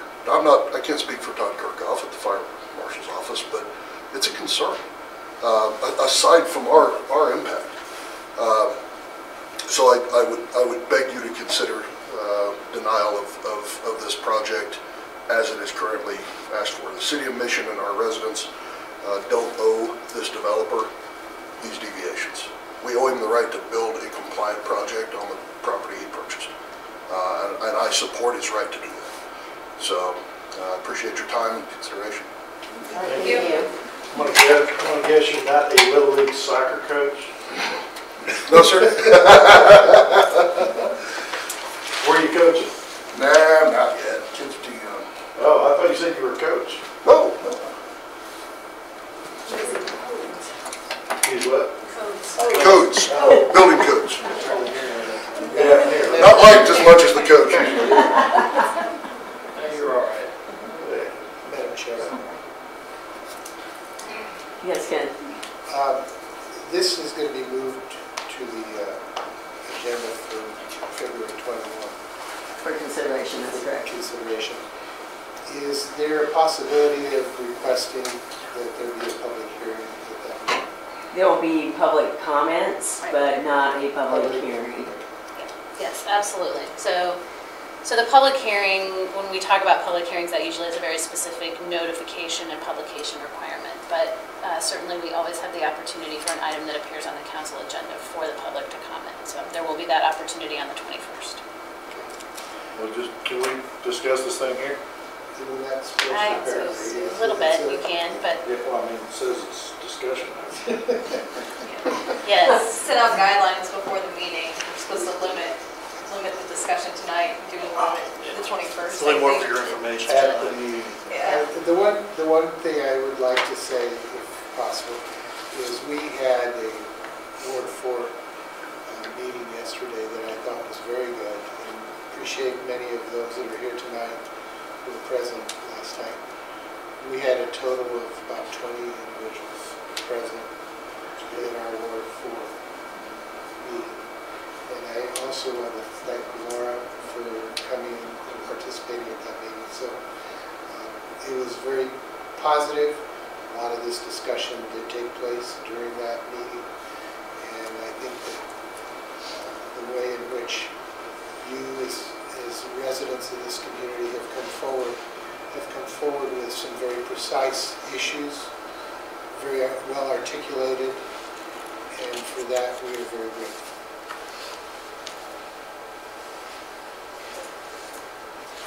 All right, thank you very much. Thank you all for coming.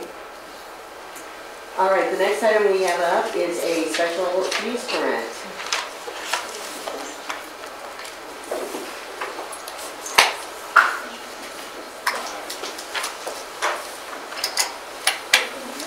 I think this is as controversial, but you never know.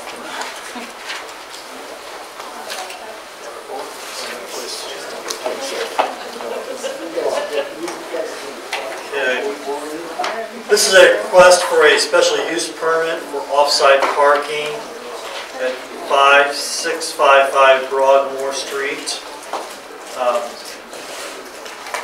You may all be familiar with the site. It is on Broadmoor, essentially across the street from the Mission Tower building, the tall office building we have here in Mission, just north of Broadmoor Park. So it is a surface parking lot. It has been for many years. Looking at aerial maps back to the 90s, it's been a surface parking lot for at least that period of time. It currently has 117 stalls. The property was purchased in November of 2015 by CAPROCQ, don't ask me to pronounce that, KC Mission LLC, who at the same time purchased the Mission Towers building at 5700 Broadmoor Street. They approached staff probably about 6 to 9 months ago expressing a desire to use that for off-site parking for tenants of their office building. At that point, we said that any off-site parking requires a special use permit. So we started discussing with them conditions for granting a special use permit. We eventually arrived at acceptable conditions, and this was presented to the Planning Commission at the January 22nd meeting and recommended approval to the City Council with the following conditions. Limit the use of the subject property to parking and vehicles to support the daily employee parking needs of 5700 Broadmoor Street, Mission Towers building. Require that the on-site parking and off-site improvements as detailed in the submitted site plans be substantially completed no later than November 1st, 2018. Require that the platting of the property for the dedicated parking and right-of-way be completed prior to the issuance of any permits for improvements. And at the final location of the crosswalk and sidewalk be coordinated with the city staff. So, what we had negotiated with the property owner was that some right-of-way be given for a sidewalk from the parking lot down to the office building, and that a crosswalk across Broadmoor be built with flashing lights, so that provides some safety for those that are actually crossing Broadmoor to be able to get back and forth to the parking lot. And then finally, bollard lights will be installed. The owner is actually proposing smaller bollard lights than what we had suggested, just to provide some safety again for those in the parking lot, but not to create so much light that it could be an issue for those that live behind the parking lot. There is a city-owned privacy fence that was installed a number of years ago, and that privacy fence will stay, so that'll kind of create separation between the parking lot and the homeowners. And there are a number of findings of facts that do pertain to special use permit. I will not go through all of them. This is in the packet. Are there any questions? The question I had asked Laura, but I think it's important for the rest of the group to also hear that, and that is the privacy fence. There's an agreement in place. I was wondering why that privacy fence was responsibility of the city to maintain. And I just wanted to make sure that that's... and that predates me too. I don't know. I mean, I know not that section, but there's one that really extends from Broadmoor Park all the way down almost to Johnson Drive that is also maintained by the city. And I think that is just a long-standing agreement with neighbors, probably. I don't know. Debbie probably has more history than... The neighbors weighed in on a lot when Broadmoor Park was established and its parameters and what privacy was there, so. I guess the question I had was that particular section is essentially a lot that's going to be platted, is that correct? Correct, yes. And it's going to become part of that individual's property as opposed to the park. Correct. Yeah. And so my question was, why then does the owner not assume the responsibility for that privacy fence and the cost of it? I think that land already is part of private ownership. I don't think that was, it's not like it's city land that we're handing over to them. Well, I understand that. The question I have is our responsibility for maintaining a fence that really is on private property now. Is there Is there a sunset on that agreement? I would take that a step further, and I don't know if any of us are going to know the answer, but why did the city build that fence on the private property to begin with, right? I think that if we knew more of the answer to that, that might help get to your answer, right? John, you don't know the history of that fence out there? All I know is we get to fix it. We can go back because I think it was probably 2009, 2010, we replaced the longer section, and there was a lot. Let me see what we dug up. There's not a formal agreement. Don't quote me on this, but I want to say the fence is not actually on the property that we're looking at, but it's on the property of the homeowners.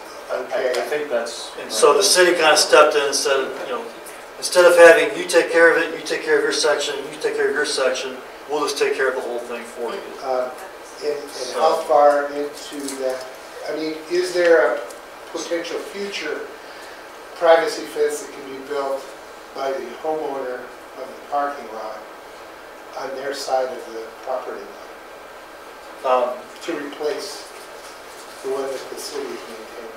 Yeah, I don't know if there's enough room for the parking lot and where the property line actually is. It looks like it is here in the aerial drawing. You see kind of green space where the parking lot ends. But I don't know if there's enough room for the owner to actually come in and build that fence. We don't need to decide that tonight, but I think that that's something It's worth talking for the council to do. We can research that a little bit more. I have a lot of inside info on this one. But I doubt that, I'm sure the building owner, I can't speak for him, but I'm sure if we talk to him, he'd be willing to work something out. I know that fence is the same fencing that goes all around Broadmoor Park, so I think that's part of, they wanted to have the same consistent look and feel of that fence around that whole area.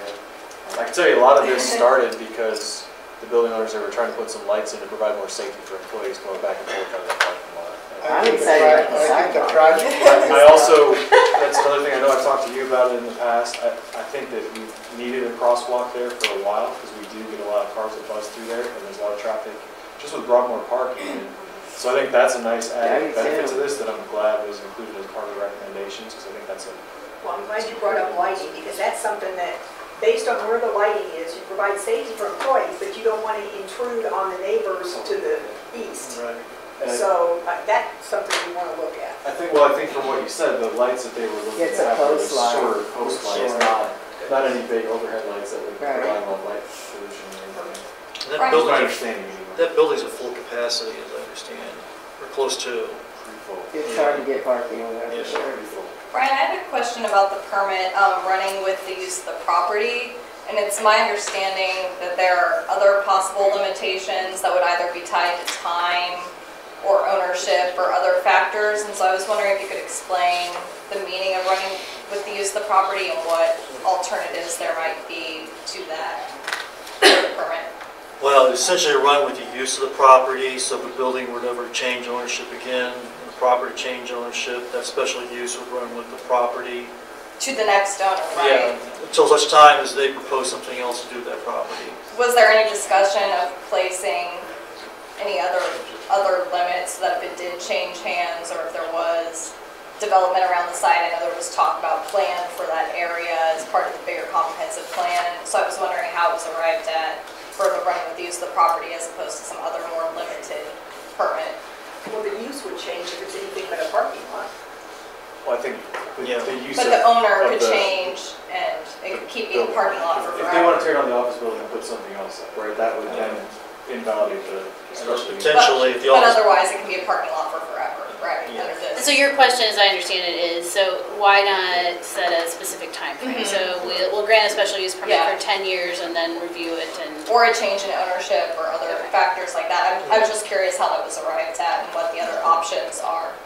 Yeah, we can look into that. I think it was primarily because that's the existing use, and again, if the ownership ever changed, they wanted to do something different with that property, then they just kind of make an application to the city for some kind of preliminary site plan for something else. I also know there's some businesses just to the north of that property. So this property's been a parking lot for, I can say it's been there for at least 6 years. I'm guessing it's a lot longer than that. There's some smaller business offices to the north of that parking lot that also have been using it for parking, even though they don't own it or necessarily have the same right to it, but they just kind of park there and fine. we've seen issues when a project was proposed in the old call center, JCPenney call center building that was there. There were a lot of people who used to park there, and then they've been out towing cars a lot. So that's also why they had to start using this other adjacent property for more additional parking. And again, the main thing that I know that the building owners were going after was to provide some more safety for people going back and forth. And if people leave the office at 7 o'clock at night, you want to have it lit up when it's dark outside. Having that crosswalk, I think, is a huge benefit. Not just for the office workers, but for anyone who wants to walk around. Chris don't get a lot of use out of it, I know that. The owner is the, owns the property across the street, right? The office The building. tower. Yeah, the big one, where Bin Solutions is. They also own the one directly to the south of that, where the radio station is. And both those buildings. Thank you. This will be on your agenda on the 21st or 26th for consideration. Going first, yeah. Thank you, Brian. The last item we have, well, almost, is the sign code revisions. Larissa? I request to have a conversation again about whether we want to consider any revisions to our sign code ordinances that were redone in 2017, particularly as it relates to pole signs. And so just wanted if that process were to move forward, the sign code is part of our zoning code. So it requires a conversation and a discussion and a recommendation go through the planning commission first before it comes to the city council. It's not an issue that the council can decide independently. So if there would be an appetite for that, staff can sponsor a recommendation to start that process with the planning commission. Yes. I have a question about the ordinance that they passed for Mission Bank.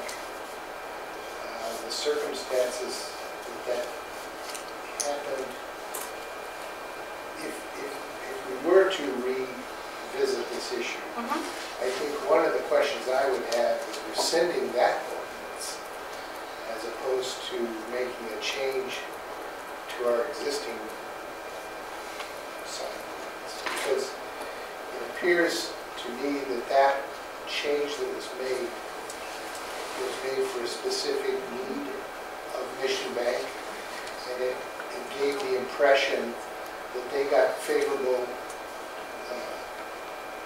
action on the part of the city, whereas others had to meet the rules of the ordinance. So my question is whether or not we as a council need to go and look at the ordinance again, or should we look at the one that was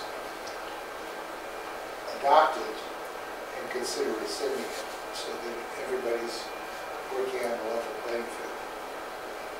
What was the change made for Mission Bank? Well, the change that was made for Mission Bank was to allow for a refacing of a sign when the previous language wouldn't have provided. So if you had to be the identical business doing business under the same business name as before. And so Mission Bank's legal name change, if you will, resulted in the change in the identical business name, but the same business doing business there. And so that request and that consideration was made to the Planning Commission and then to the council when the sign code, the entire sign code ordinances were being reviewed. And so that change was made. I don't think we can rescind, I don't think rescinding that, I mean, it potentially creates a level playing field. It takes us back to essentially the sign code that existed prior to the 2017. The only change there was to allow the refacing of a sign after a merger. Or corporate, legal name change, corporate merger, yes. Still the same business, yeah. Right, but if a different bank had come in and bought them out or whatever, that wouldn't cover that. Correct. So I can kind of see that. I guess my question is this. I think that from the standpoint of I drove, after I learned about this issue and had a chance to converse with some folks about it, on a Sunday morning at about 6 o'clock in the morning, after having taken my wife to the airport, I decided to just drive through the city slowly when there's no traffic around and just get a sense of what am I looking at in terms of signs. And I would invite any of you to do the same thing on a Sunday morning at 6 o'clock, if you'd like, or 5 o'clock for that matter. But I think that the goal of eliminating pole signs is an appropriate goal for the city. So from the standpoint of just objective goal, what we want to achieve, I'm very supportive of that. I think that what's happened is that there have been some individuals who have been felt that they were not treated fairly in the process, and that their issues have not been given due consideration, or they've been asked to do things which they followed, and others that don't ask permission, do things, and then are not asked to comply with the signage ordinances. And so the issue here, to me, is one of sense of fairness, sense of level playing field, in the way in which this is policed, or in the way in which an ordinance is reviewed and allows the pole signs to remain when the ultimate goal of the city is to remove those pole signs.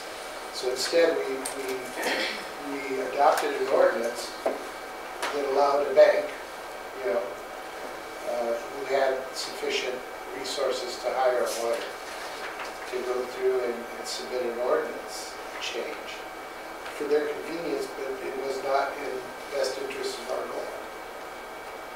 And so from that point of view, I think that we should relook at that ordinance specifically and maybe disallow it or find some way of getting us back to what the original goal is. Well, I would be careful about assuming what that original goal was, too. I don't know that the original goal was to work as hard, or work towards getting rid of all pole signs as soon as possible, right? I think there's been a lot of discussion about that, and I think there's been a lot of different opinions about that. I don't know that we have a consensus on what that goal is. I can tell you personally, I don't want to put any undue stress on our business owners. I was against the idea of putting an amortization period in place. Other people were for it, and I didn't think it was fair to some of the long-standing business owners to have those signs removed and potentially bear some costs, even if we were going to help them out with that.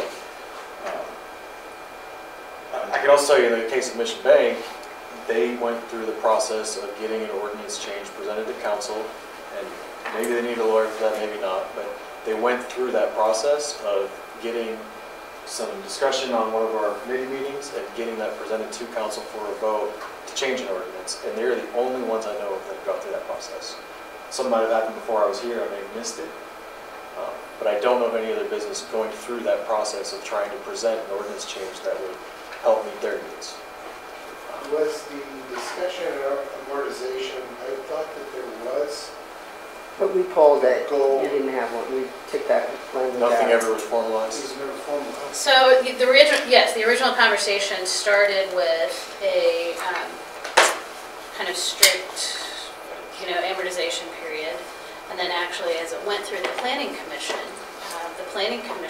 felt, as I recall, the planning commission wasn't comfortable with that portion. And so the planning commission's recommendation was to allow them to just come down over time.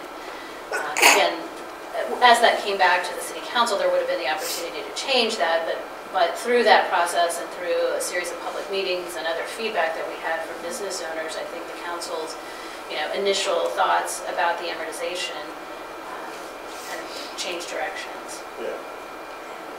I guess my thought would be if there are proposals circulating out there, like Mission Bank had their proposal, then they should at least have the opportunity to go to the planning commission regardless of what there's no preordained outcome, but if that was what Mission Bank did and they brought a proposal to change the ordinance, and it seems like if there are others that have similar concerns, that they should be provided So I that think the opportunity. question is, it would have to be a situation where we would allow for a refacing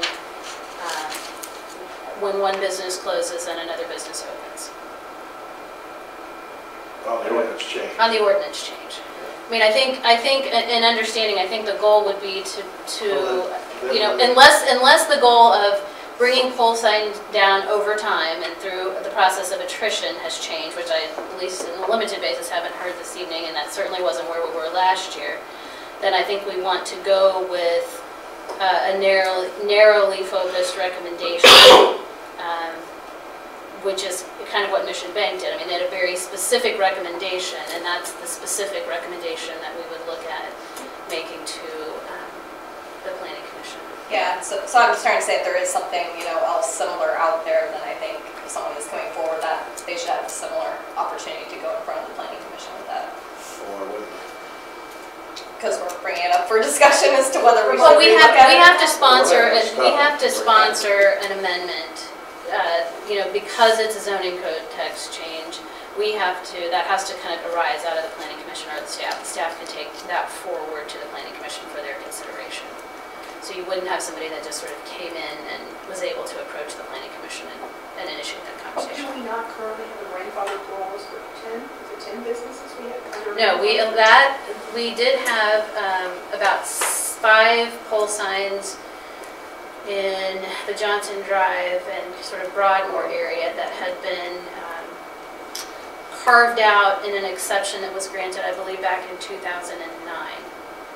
And one of the goals that we talked about when we went through the 2017 revision was let's get that level playing field concept. So let's take out all the exceptions that exist currently, and let's level that playing field so that we're clear and we don't, you know, so everybody would be treated the same going forward. And so the only piece as it related to pole signs that changed is that exception was eliminated because those 5 business owners had the ability basically forever to reface or do anything with the pole signs on And I their think property. that's focused around the fact that a lot of them align Metcalf, they weren't down the primary corridor like Village Inn, and you couldn't see them without a sign to indicate their presence. Well, and that, I will tell you, I mean, that conversation back in 2009 was really precipitated by, there was a car lot there, a car dealership. And it remained a car dealership. It remained under the same ownership, but they were changing the brand of cars. It went from a Dodge Chrysler dealership to a Nissan dealership. And the sign code at the time would not have allowed for a refacing of that pole sign to accommodate. So again, kind of a similar, I think, situation. So I think that, you know, the opportunities for that corporate name change or something like that are fairly limited.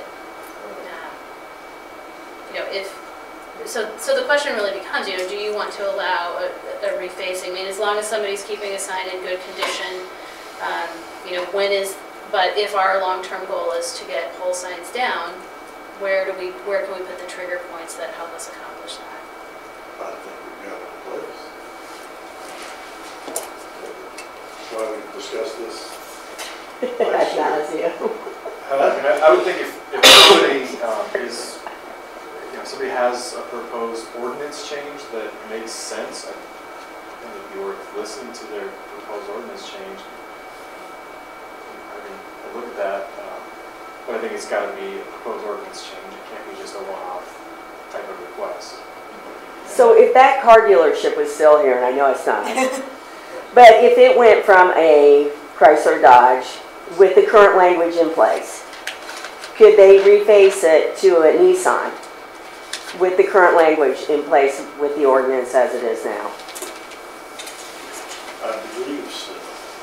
Because I would think, when I think of a name change, I think of a change in a federal ID, I think that articles of incorporation have changed, all those kind of things. So. Does a merger not incorporate that?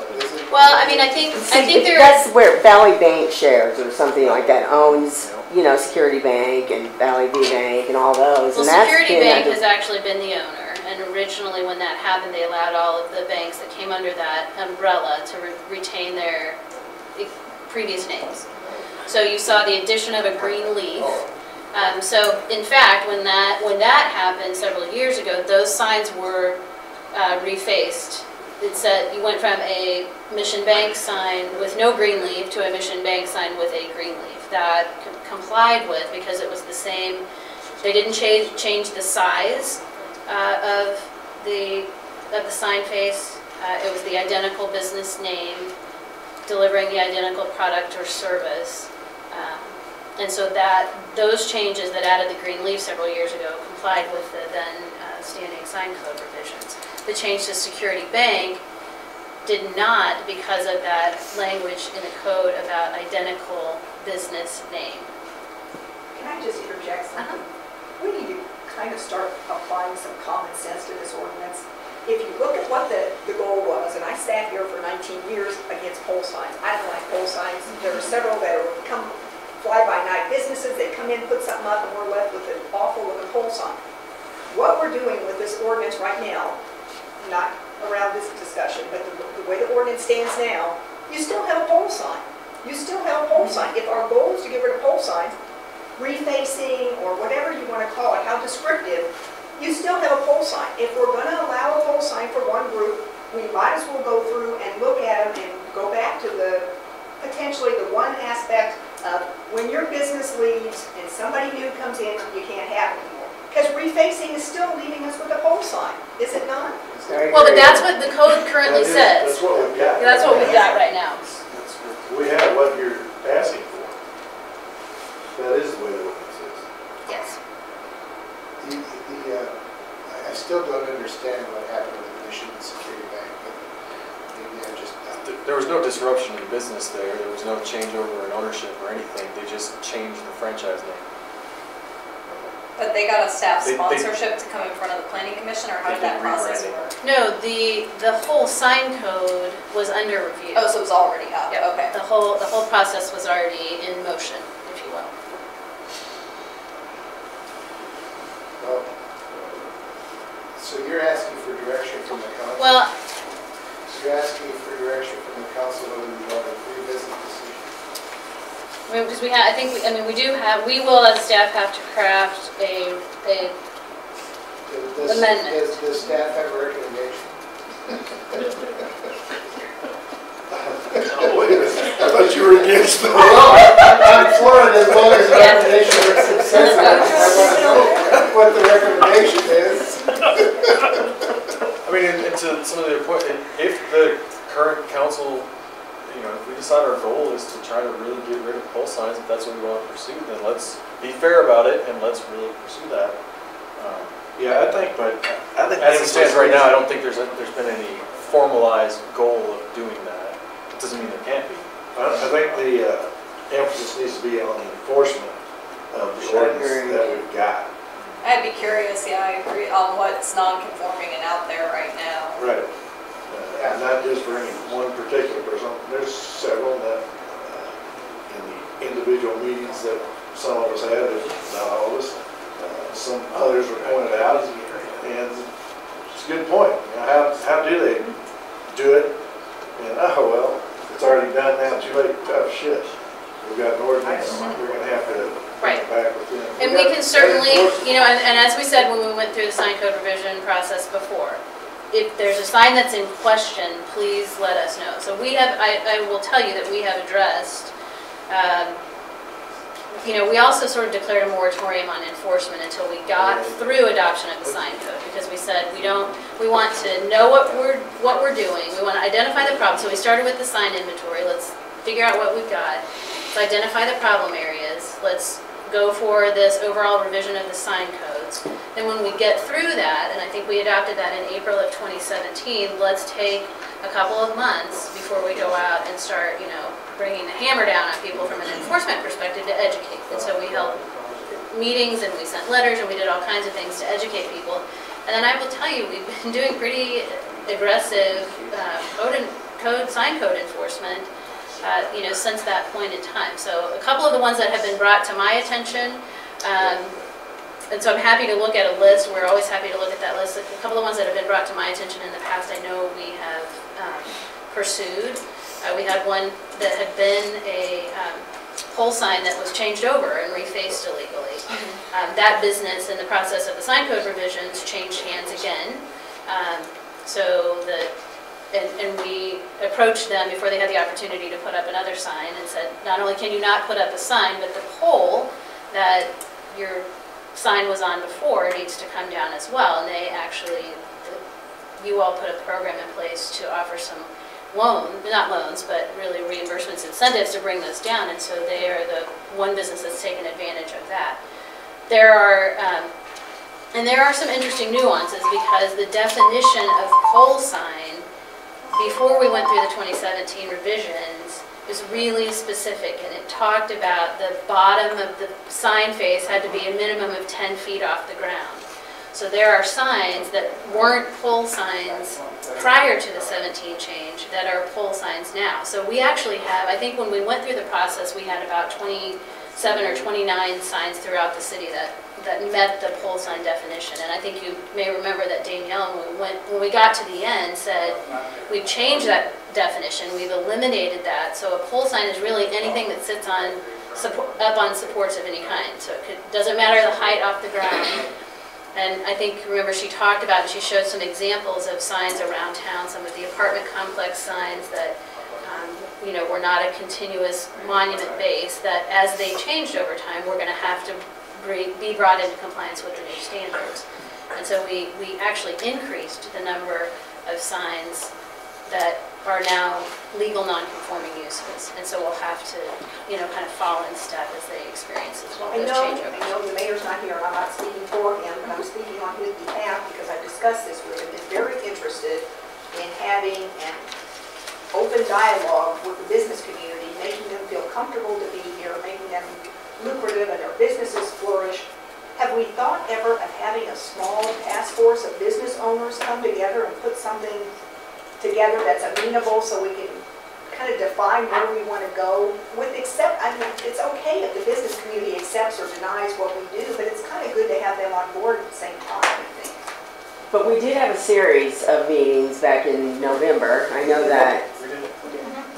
But Debbie, I've done a couple of them. I'm talking about more generally a coalition of them coming together, coming up with some concepts as to how the beautification of Johnson Drive and the rest of the community with poles can be done efficiently, done effectively, and gets away from the old, looking like a Las Vegas strip. Because I think that's one of our rationales for coming up with the no pole signs. We didn't want to look like a transient Las Vegas strip. And at one point, it was starting to look like that.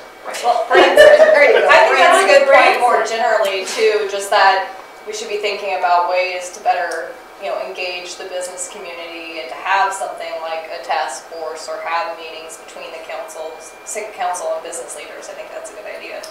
And we have had a lot of committee meetings in the past. I know I've been in a few of them, and I've heard a lot from business owners about it. And as I previously mentioned, I don't want to do anything that's going to put any undue stress on our businesses either. But at some point, we are going to have to draw a line, and if there's an ordinance change that's reasonable and makes sense, then great, let's talk about it and let's see if we can make some recommendation there. I think that's where it's got to be. Yeah, I just mean working on those relationships more generally and not, trying to start it when there's a one-off issue, but setting up some sort of continuing interaction between the council and the business leaders. I think that would be valuable as well. Which is kind of off topic. I do that with the business, what's that? Mission Business Partnership? Yeah, partnership. And originally when that was started, it's my understanding that it was supposed to be just the businesses. They didn't want any city we could be an invited guest, but we weren't a regular seated member. But now they're changing their tune on that, so we're actually doing it. Absolutely. Is there a way you could give us just a few links to the past dialogues we've had? Because this one goes back way a long time ago. So there are different councils have weighed in on goals and what we want to do, but could you just give a couple links that you send in an email where we've had the discussion, like maybe the latest one, and then I have a whole packet.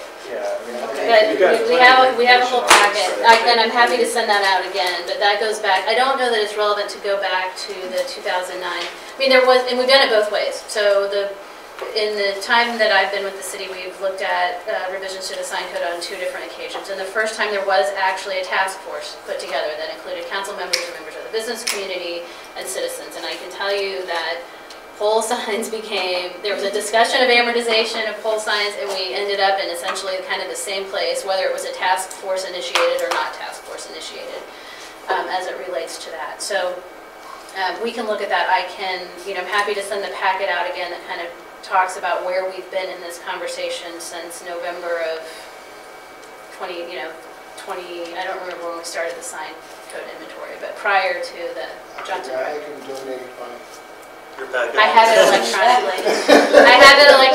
We've sent it, I think we've sent it out. So I think it's really that question, and maybe what we need to do is we'll go back a little bit more. I mean, I think what I hear is enough of an appetite to show us something, maybe a specific revision, and let you react to that. I don't think that, I don't have time for that. Well, I can't tell. I'm not good I would like to have a conversation about it, not just because I'm one of the newer members. I feel like I've caught myself up to speed, but I'm deeply concerned at how much time is being spent on talking about pole signs. Yeah. Honestly, I Yeah. find it deeply troubling, and from a public perception standpoint, this is a PR nightmare if this story actually came to fruition. So I would like to see it. I'd like to have a conversation and come to a consensus. You want to keep it going. I'd like You want to get it on the. I'd like to see some consistency. I agree with you, Pat. I'd like to see consistency and new signs that have come up at over the past handful of years. We've got an ordinance, and we should start enforcing it, and then you're going to see consistency. If someone, and I don't think the council needs to go into trying to rewrite this ordinance again, unless someone else brings a specific change that they would like to us or to the But planning that's what commission, this however conversation is about. They have to have But someone. how is someone gonna know that? Right. Yeah, That they have to go through the process of trying to request an ordinance change, to have something changed. trying to get staff They sponsorship. reach out to the city and say, hey, how do I get this done? So you have to get a sign for Staff, that is hey, anyway, so they would have to initiate But that. this with is the not just city. one, I'm talking about anybody who's interested in that needs to have the same piece of information. Well, Right. I tend to agree that once a decision is made, we can't really keep going back and revisiting the same Right. decision over and over again. I think if, in general, there was a goal to eliminate pole signs, which was really what the purpose of this was, and that there was an ordinance that essentially is designed to do that, then I'll go back to my opening comment. I think this, I think that's the one variant here that has created this sense of not level playing field. But if you go back to it's a sense that it Right. was. It's So an apples it's to a oranges thing perception. in reality. Again, though, there is a process to try to get these things changed, Correct. and Mission Bank is the only one that's gone through that process. I hear you. And I know other people have heard that message too, and I think that's, let's go through the process, and maybe the council decides to, look at a change, and maybe the council says, no, we got a good ordinance, and we want to stand behind it, and we don't make a But change. what I'm hearing you say is, it's not staff's role to go and do that with regards to this particular item on the agenda. Well, I think it would be up to, if somebody has a specific change they want made, it would be up to them to give some recommendation as to what that change should be. Maybe not full legal language, and maybe staff can help tweak that a little bit, but something that is reasonable, and then present it, and if we like it, we like it, if we don't, we don't, right? But until it goes through that process, we're just gonna beat a dead horse here, Yeah, I agree. and we're not gonna get anywhere. To your point, how much time are we gonna waste on this? Let me add that one of the community perceptions right now is Mission Bank is a little big, and some of these little people may not have had the same resources to reach out and get additional attention. That's being tossed around. I'm not saying it's valid, I'm saying it's a perception, and at some point perception becomes reality. So come and look at that.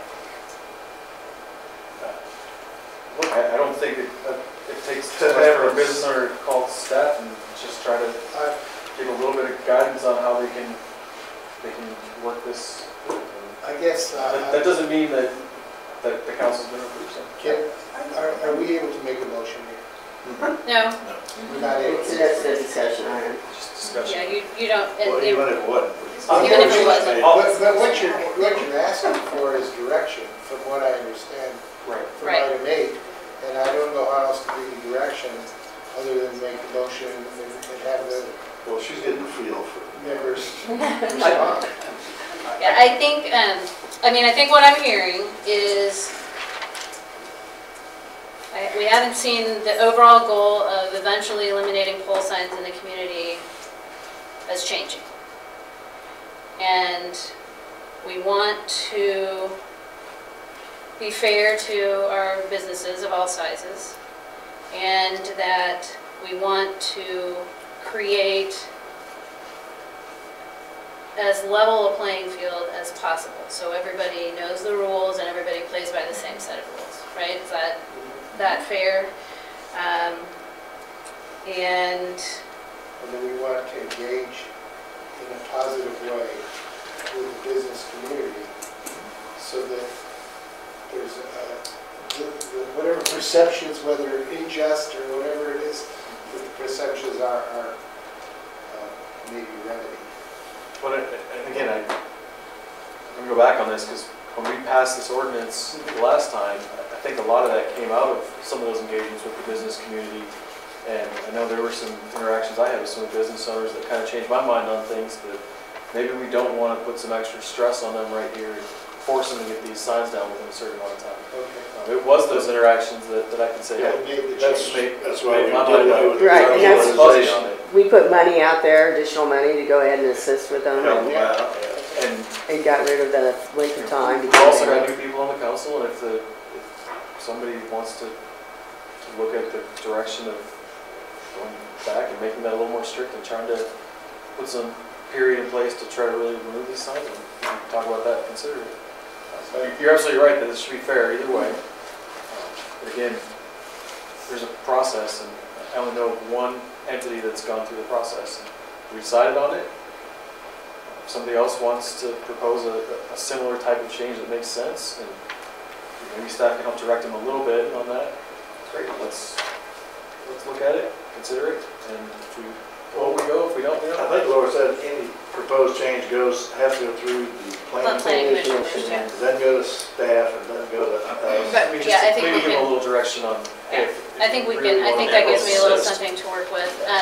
The other thing, though, that I want to be clear on for everybody is that if you hear questions about inconsistent enforcement, please call us and we will go take a look. And oftentimes there's a misinformation or misunderstanding, but oftentimes it's a situation where we need to do code enforcement, and we're more than willing to do that. Well, And we have been doing that very. Yeah, sorry, I think you brought a really good point too, that for a while we had a lot of gray area in that sign code, and so it was hard for staff to consistently enforce things, and now that we don't have as much of that gray area, it's going to be a lot easier to apply that stuff a lot more fairly. Yeah, I mean, so for example, the window signage issue that we had, that was a big one that we talked about when we went through the sign code revision. So the only place where window signage was allowed was in the downtown district, and it was only 10% of the window area of those businesses. Well, think about your McDonald's and your Arby's and your Taco Bells and your liquor stores and everything in every other part of town that has window signage. So at the point we were going through that process, every piece of that window signage was illegal. But can you imagine the PR nightmare had we gone out and started enforcing, and that portion of the sign codes we went through, and that was one of the conversations that the council had. That was an area where we identified through the sign inventory where we had maybe pockets of violations, and what did we want to do? And that's one where we changed and allowed for window signage throughout the entire community, and we adjusted those percentages in recognition of that being a very standard business practice, and was that detrimental? So there's a lot of that back and forth as you know through that whole process. But I think this gives me I can work with this. Great. Thanks. All right. The last item is department updates, Laura. I don't think I have anything for CDC. All right, that concludes the CDC. John, I do have anything. Good job. No. Well, this is accurate. Yeah. 2.5 hours. I know, always the best I can do for you back.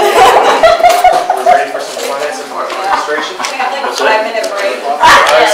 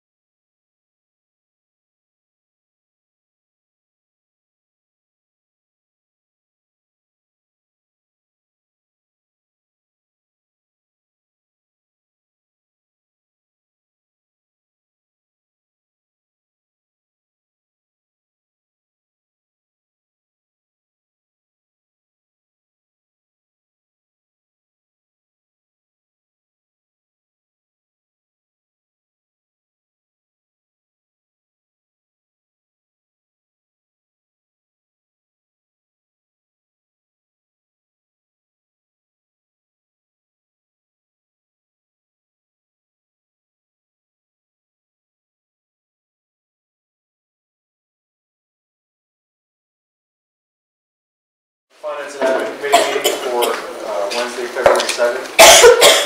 Immediately following the 6:30 PM Community Development Committee meeting. So first up on the list, we got an action item. Brian can update us on some surplus property resolution.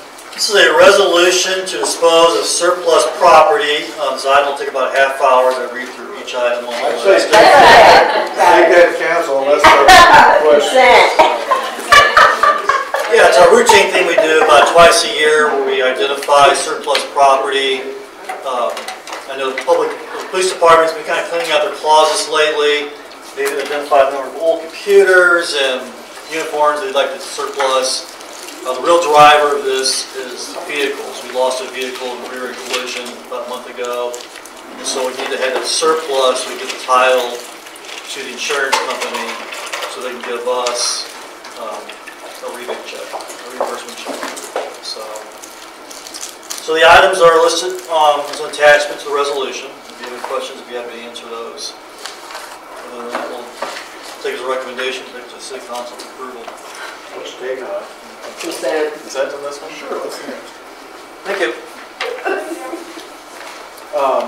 Next up, we have an update on the magazine holiday adoption program coordination. Yes.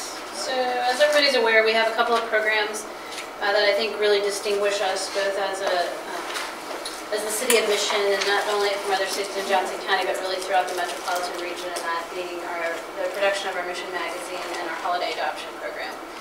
So Susie Gibbs was really instrumental in the formation of both, and during her tenure on the council, really assumed the primary responsibility for their management coordination and promotion. So I know the mayor had been talking with Susie about whether or not she had an interest in continuing to serve in a similar capacity to ensure that the city is able to sort of maintain that consistency and start to prepare for the transition of those programs. She has indicated a willingness to do so, and so the mayor wanted to put forth this recommendation for council consideration and action. And that would really be for her to continue in that role as an independent contractor with very specific expectations that we get all of those processes and procedures documented as we go through. I mean, a lot of it's, we've got a lot of it written down, but a lot of it's, up here after all of these years. There are committees in both instances that she has been working with, and so we think there's that ability and to continue that continuity. But for her to really get those processes documented and then to mentor and train folks who will come along and she can transition those and hand those off. So prepared a sort of special programs coordinator job description. Again, it will be an independent contractor's position that outlined the duties, and we would look at compensating. The recommendation would be to compensate that position in the amount of $250 a month to account for the time, travel, and other expenses. I think we included some hours, and I think they're fairly conservative estimates in the number of hours spent on both of those tasks. There are funds that are carryover funds in the old MCBD fund that are more than sufficient to cover the cost of that. And so I'd be happy to try to answer any other questions. Question, typically when you have independent contractors, do they report to the mayor or do they report to you and the staff? Depends on what the situation is. I think in this, because these are programs that are going to be policy direction, so if the council wants to, or if the committees would want to, at this point, had wanted to make a change in format or something major that they were doing, those would have come really to the council for kind of approval or blessing, and I think that's why we set it up in that fashion. I actually generally attend both of the committee meetings, so we are connected in that way, and so there's absolutely a link, and I historically have managed the budgets and would continue to manage the budgets for both of those programs. Are there other situations where a job description is written where they report to the mayor other than yourself? And I actually report to the mayor and all of you. So no, we don't currently have anything else where But we have in the past, there have been other positions in the city that have reported to the mayor, including the city administrator's position. Did Susie ever get a salary for that? Laura, I had a question about the job description. Uh-huh. So, I agree, these are great programs, and we want to see them, thrive and continue, and it seems like a lot of the preamble is about documentation and setting this up for successful transition, but I don't see in the job description as written anything about documenting policies or identifying a successor or a transition period that are all referenced in that preamble. And so I think that would be important to include, that we have expectations in the job description that those things will happen. Okay. So I think, and the mayor and I had talked about, we had included some transition timelines, and we had removed those specifically, not knowing, because I think the thought is it may or may not be going forward the same person who would be or could be responsible for this. So they're very different, kind of very different programs, so didn't want to necessarily tie that to always being one person going forward. And so not sure how long. Right, and I'm not wedded to the idea of a particular timeline, just that there should be language in there that, in order to ensure the success of these programs, part of the responsibilities should include that documentation process that you were referencing and identifying a successor and, kind of planning ahead, I think should be a piece of it. Okay.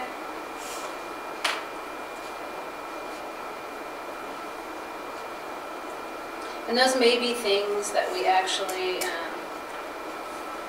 didn't have a go-to contract document, and so we've got one sort of being drafted, but those may be things that could be better addressed in a specific contract document. Oh, okay. So part of the goal of the programs, especially the job description itself, was to really begin to telegraph to others what was involved with coordinating these programs, so that we could perhaps generate that interest in those who might be willing to step up and take those over. I guess I would just recommend that you consider that it report to you rather than report to the mayor. I think if you take the person out of the picture and you think about the structure of an organization, it seems odd that the mayor is the person that this individual reports to.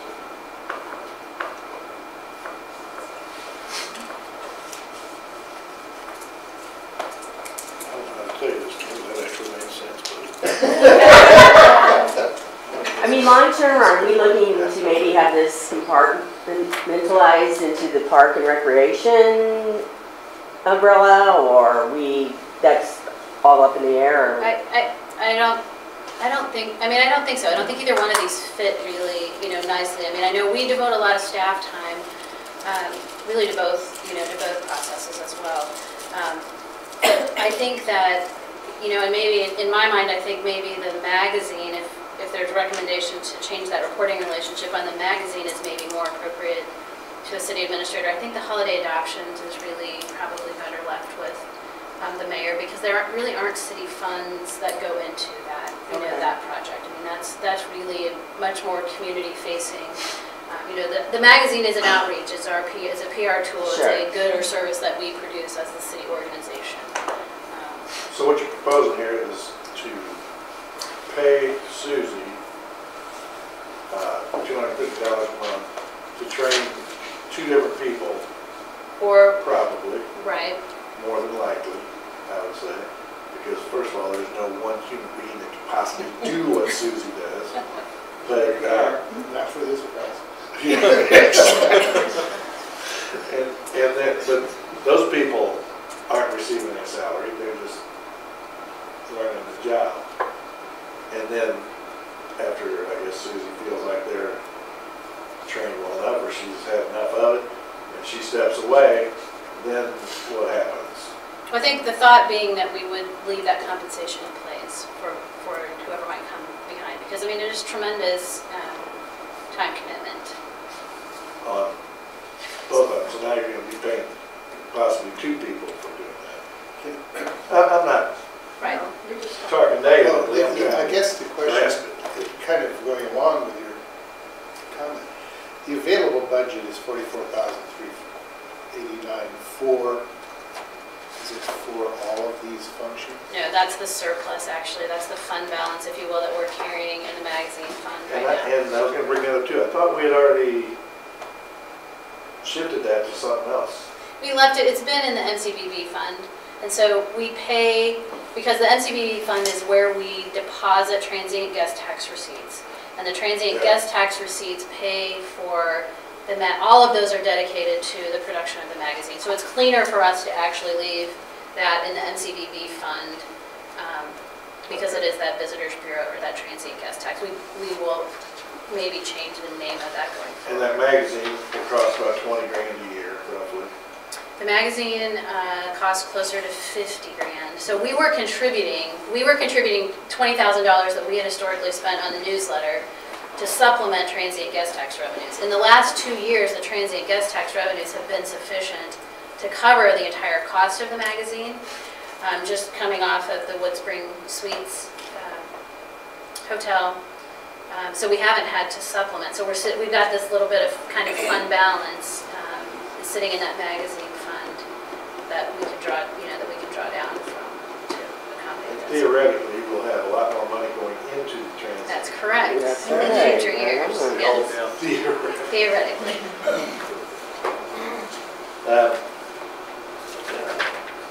I mean, it makes sense. You gotta have somebody step up there. Have you got people already lining up to do it? Is that a no? I don't know, we really haven't put the call out. I mean, I think the thought was if this is the way we're going to move forward to transition, then we want to get that established, and then I think we can certainly put a call out and really start actively looking for others who might have that interest in taking over those responsibilities. Well, I know there's another lady who's kind of started that magazine with Susie, who's been involved with it since day one, but same problem. I mean, it's not a problem, but she's been in there since day one. She's probably not going to be. And the magazine, in terms of, in terms of continuity, I mean, I said on the, as I said on the magazine committee. I've been involved with the magazine since the first time, we published it. So that process, and so the role here that Susie fulfills, or that others on the committee fulfill, is being that liaison between the city and the people that we're writing stories about. And I mean, she goes on every interview, she goes on every photo shoot, and is really kind of making sure we have that connection and keep those stories going. The Metro Media side, because we contract with Metro Media for the production of the magazine, so they're doing all the writing, all the layout, all the design, all the printing, and all of those kind of things. So that piece they handle, and some third party is always going to handle that piece of it for us. So we presume that this has all been discussed with Susie, right? Yes. What's the role of the information officer in relationship to a magazine? Do you want to answer that? She submits letters to the city newsletter. I'm a contributor to the city's contribution in the newsletter format. It's in the interior part of the magazine. Would you be doing approval of what the content was?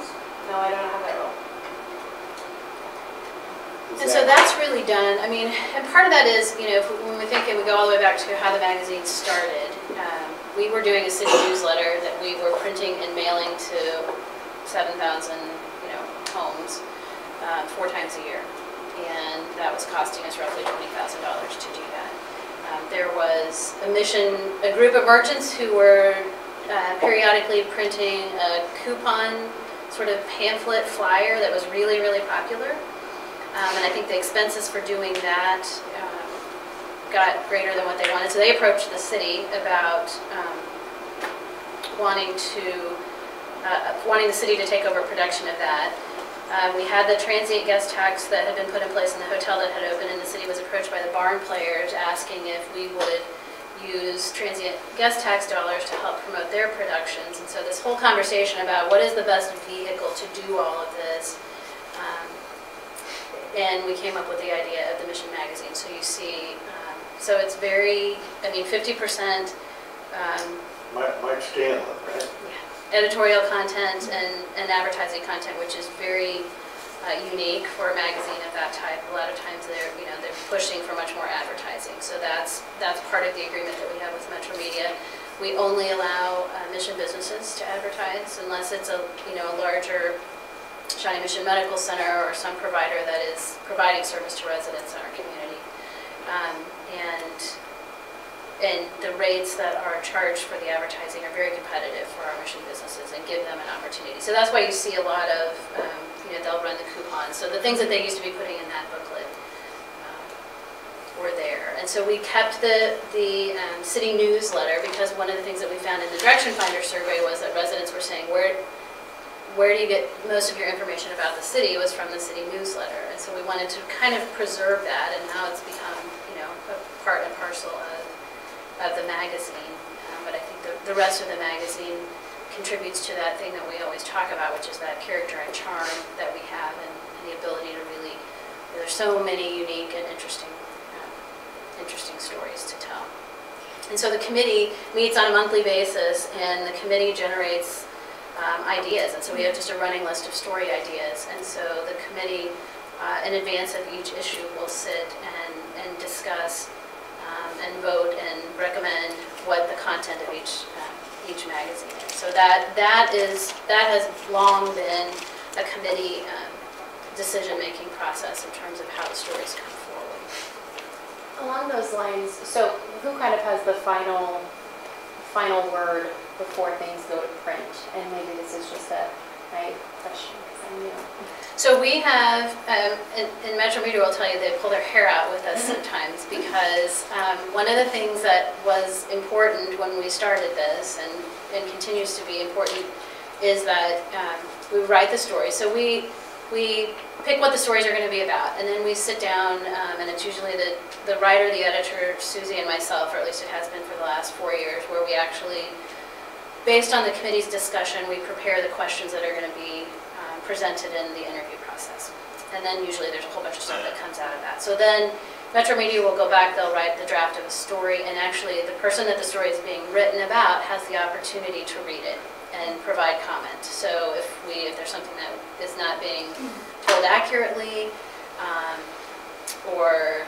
so that they have the people who are the stories have a lot more influence in what goes into their story, or that opportunity to see it. And then it has really been Susie and the writers and the editors at Metro Media who do kind of the final edit of that. But it's a very collaborative process up until the point at which you literally see the layout and design and look at those final edits.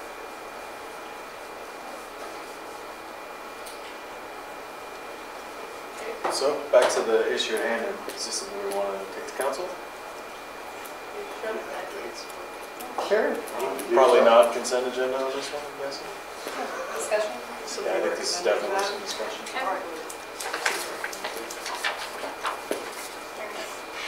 I'll see if I'll work on some of that other proposed language. Next up, we have an update on the replacement of the police vehicle from Chief Hadley. Still with us so late? Sorry, Chief. Oh, you're right. By the way, Pat, I do coach kids soccer. Brought that up earlier. Thanks to everyone in the audience who's remained with us this whole time. Yeah. Thanks, Nick. So last summer, I came before you guys and told you that we had some cars to sell, and we did not replace all the cars. And I told you that I wanted to get another brand new Ford Explorer that's police pursuit rated, just like the ones out in the parking lot, for exactly the reason why we're here tonight. So I have a car to take out to KCOM right now and start plugging in the old equipment to see what works and what does not work. Problem we have is that car is the car that officers drive to district court. They also take it to training classes. They take it out of town if we got to go out of town for stuff. Record staff that does evidence takes stuff out to the crime lab in it. So I'm here to ask you guys to go and buy another car. So when you start looking through the action item, The reason there's a difference, we're getting $27,803. That includes our deductible of $1,000 that we have to pay. For me to go out and get a brand new 2018, the 2017 that we had was technically used. So there's a difference of just over $3,000 to actually go out and buy that new Ford Explorer. We go off the mark bid, which is statewide, so Charmission Ford has that, and that's where we go to buy that vehicle, and that vehicle is $31,471. So as far as the equipment goes, if I have to go and buy all brand new equipment, I know the cold fire extinguisher is destroyed, the light bar is gone. I do know that the police radio and the camera system that are in that car, I know that those work, because we physically took them out, plugged them into somebody else's car, and I know they work. The rest of the stuff, until we get it out there, I don't know if it's going to work or not. So that's where the other, in paragraph 2, that $14,308.93 would pay for everything else. So I will not spend that $45,780. It'll be less than that. I just don't know until I get that car and all the equipment plugged into it, what's going to work and what's not. So I'm here to ask you guys to buy me a brand new 2018 Ford Explorer, and we'll see what works and what doesn't work, and I can come back and meet with you in about 2 months and tell you, hey, this is how much we actually spent.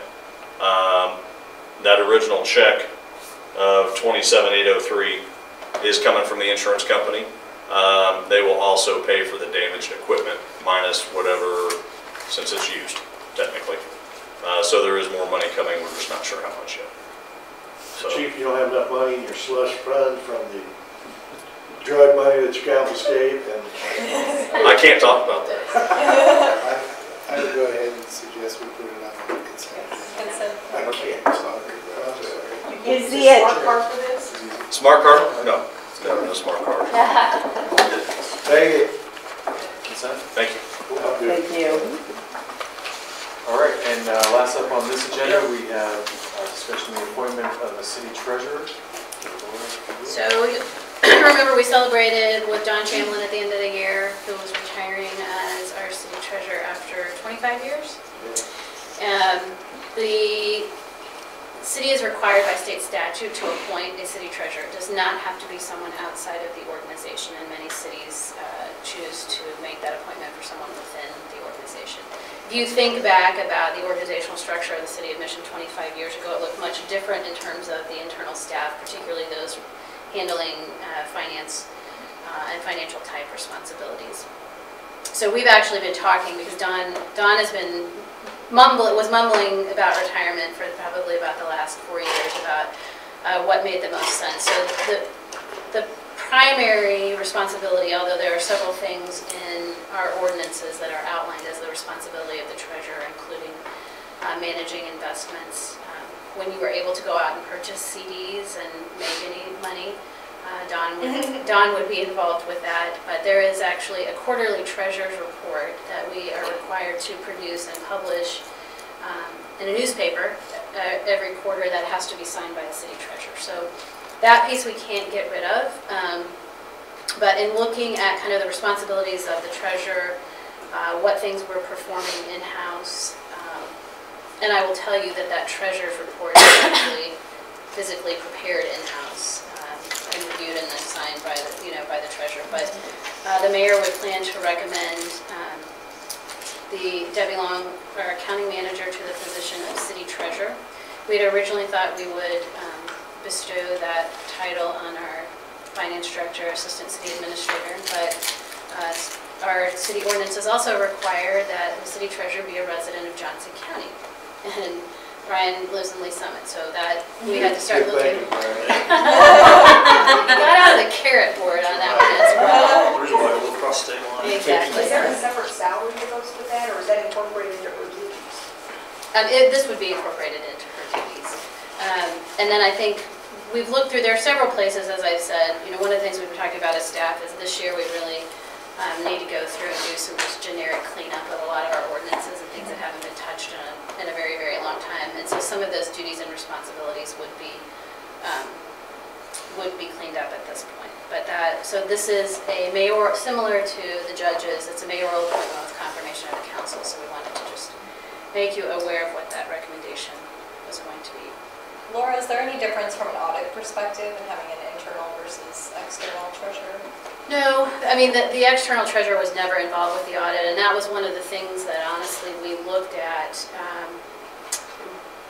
in trying to decide when we determined that we weren't going to be able to appoint Brian to that position, was what is Debbie's role, and Debbie's role in relationship to the audit and the auditors. And so we're looking at some things. The only thing that I think caused any concern was the treasurer has signed all of our accounts payable checks. It's not a requirement, and we've polled other cities, and so and the bank does not require us. So right now, the mayor, the city clerk, and the city treasurer. No, finance director. Martha doesn't sign those. Martha signs business licenses and liquor licenses and all that. Sorry. So it's the finance director, the mayor, and the city treasurer who are signing the accounts payable checks. So if we take that city treasurer off, we can have 2 signatories at the bank. We still are covered from that perspective, and then that takes her out of the process of receiving money as the city treasurer potentially, and then being responsible for that going out. So we did look at those considerations. You're good. I don't think we need to recommend that. No, but it'll show up as another mayor's report on the agenda. So last up, is there any department updates? Just a quick one. So we have this Saturday, starting at 9 a.m. out at the Water One facility. We have our first of 2 council retreats. We need to, if you would, and you can take this home and bring it back to me. We've had a little glitch. We thought we landed on the 27th of February, which was the soonest. You guys have crazy schedules. The soonest we could all get together, and this is the full day retreat, which we are using an outside facilitator for. This is really our goal setting and priority setting retreat. So we needed to create enough separation between kind of the first retreat and this one so that she could prepare for that process. So we thought we had landed on the 27th. That looks like we have a conflict there. So based on, I think before I had asked you all to give me your availability through the 16th of March. So as you can see where I've X'd out, that's where, based on through the 16th of March, we can't get all of you together. So we're really now focusing on those last 2 weeks of March. And I think, Kristin, you had given me a date that far out. But if you all would look at your schedules for these dates, kind of mark them up, let me know, then we can go back. I've talked with our facilitator, and she's pretty flexible these last 2 weeks of March. So I don't think that will be a problem, but we'll see if we can get everybody.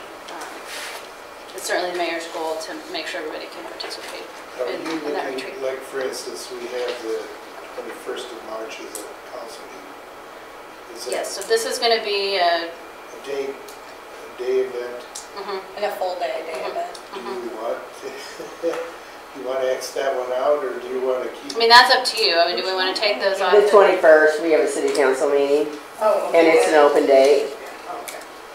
So you just want us to return these in the next couple days, Laura? It's on the 27th. 27th of March. February. Yeah, it's on March. Of March.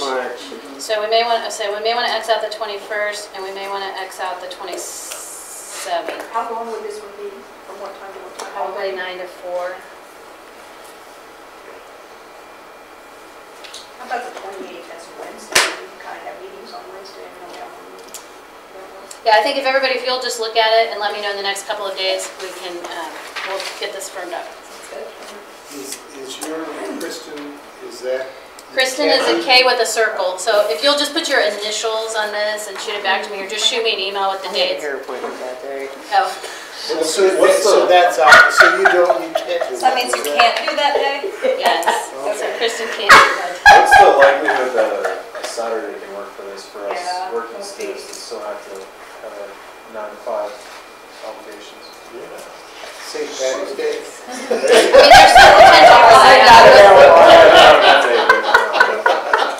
I mean, let's talk about that. 'Cause when we did And the day the, after. And I don't care if it Yeah. has to happen without me, I can pretty much tell you those last 2 weeks of March, during those weeks are Yeah. gonna be a no-go for me. Doing a full day during the week is The tough. type of stuff that I run on work is a quarterly planning cycle, and we've got huge deadlines to meet last part of March, so. okay. Well, I mean, I think let's discuss that then, because when we polled before, you know, I asked what's your preference weekday, and so for the half-day retreat, I think there were 3 that preferred a Saturday.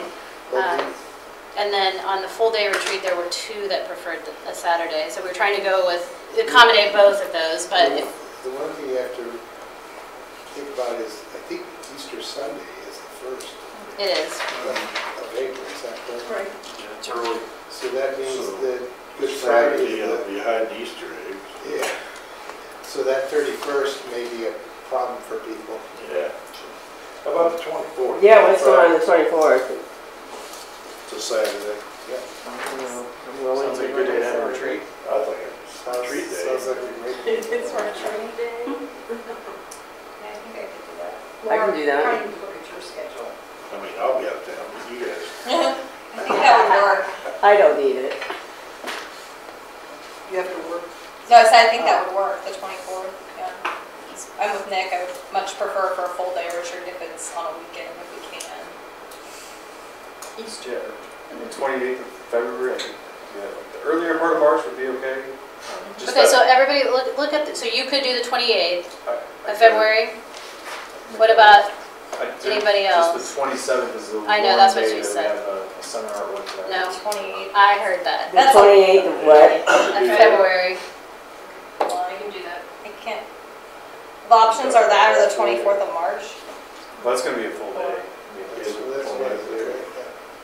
Oh, I thought we had it on the 27th. I had it on my calendar. We You did. do, that's what I'm saying, that we, But it's still your. Wait, but the 28th of February is a So Wednesday. it's a Wednesday. So that would be for the full day, or what's wrong with the 24th of March? Oh, Nothing, I think. Yeah, I Just mean, if people really didn't want to do it on the weekend. yeah. I mean, that's gonna be really tough for me. I can do it on the weekend. That's fine with me. I mean, if it works for So everybody is else. anybody not okay with the 24th? They're all work days for me. My son's birthday. Oh, I don't wow. know if that matters. And the 24th of Bring March. them by, we'll get a cake. Yeah, how is that retreat going to include staff? It is going to include staff, but we're going to focus on the council attendance first, and then if staff can be there, we'll Do we know that the mayor can do the 24th? I think, I'll confirm. I mean, I think he's pretty much said he'll make himself available, so. So can I put it in my calendar or? I need to Pretty confirm sure, with the okay. consultant, because we talked with her My about social life is weekdays. very, but- very Why don't busy. you just go ahead and plug it in tentatively. Yeah, so you We can plug it both in. have the 27th. Pencil us in, we can. Pencil it in. We could take out the I think 27th. Laura will be able to follow up. Are there any other department updates to go over tonight? Or? No. Great. I have something. Yes. I was gonna- Number one, whoever updates the website, all of us who ran in November, it's got through January, so we need to update any information and the dates on your election. Number two, we have the thing with the ribbon cutting tomorrow afternoon at Springboard at 4:30, that's still on. Is that, when is the river cutting actually? Is it at 5 5 or is it o'clock. 4:30? My understanding, Okay. right? They're cutting the ribbon at 5. I cannot do that. I probably am not going to. And just as an FYI, the Morrison Ridge Group is having their chili cook-off on Friday from 6 to 8 at the community center. I'll be there for that. Okay, can you give me the address of Waterline? If anybody Not wants off to the see top how of my great our head, but I'll municipal court send it to system you. is, I'll be here tomorrow night at 6 p.m. All right. Yes. Yes. It's in the city administrator's Gotta go to report court. on a date, but I'll send it to you in the morning. Are we adjourned? I have to come testify tomorrow. Ooh, Wow. gosh. I was a What did witness. Fiorella do now? Wow. Can't talk about it. Come tomorrow night, you'll find Can't talk out. about it until after you testify. Adjourned? What's that? I didn't hear adjourned.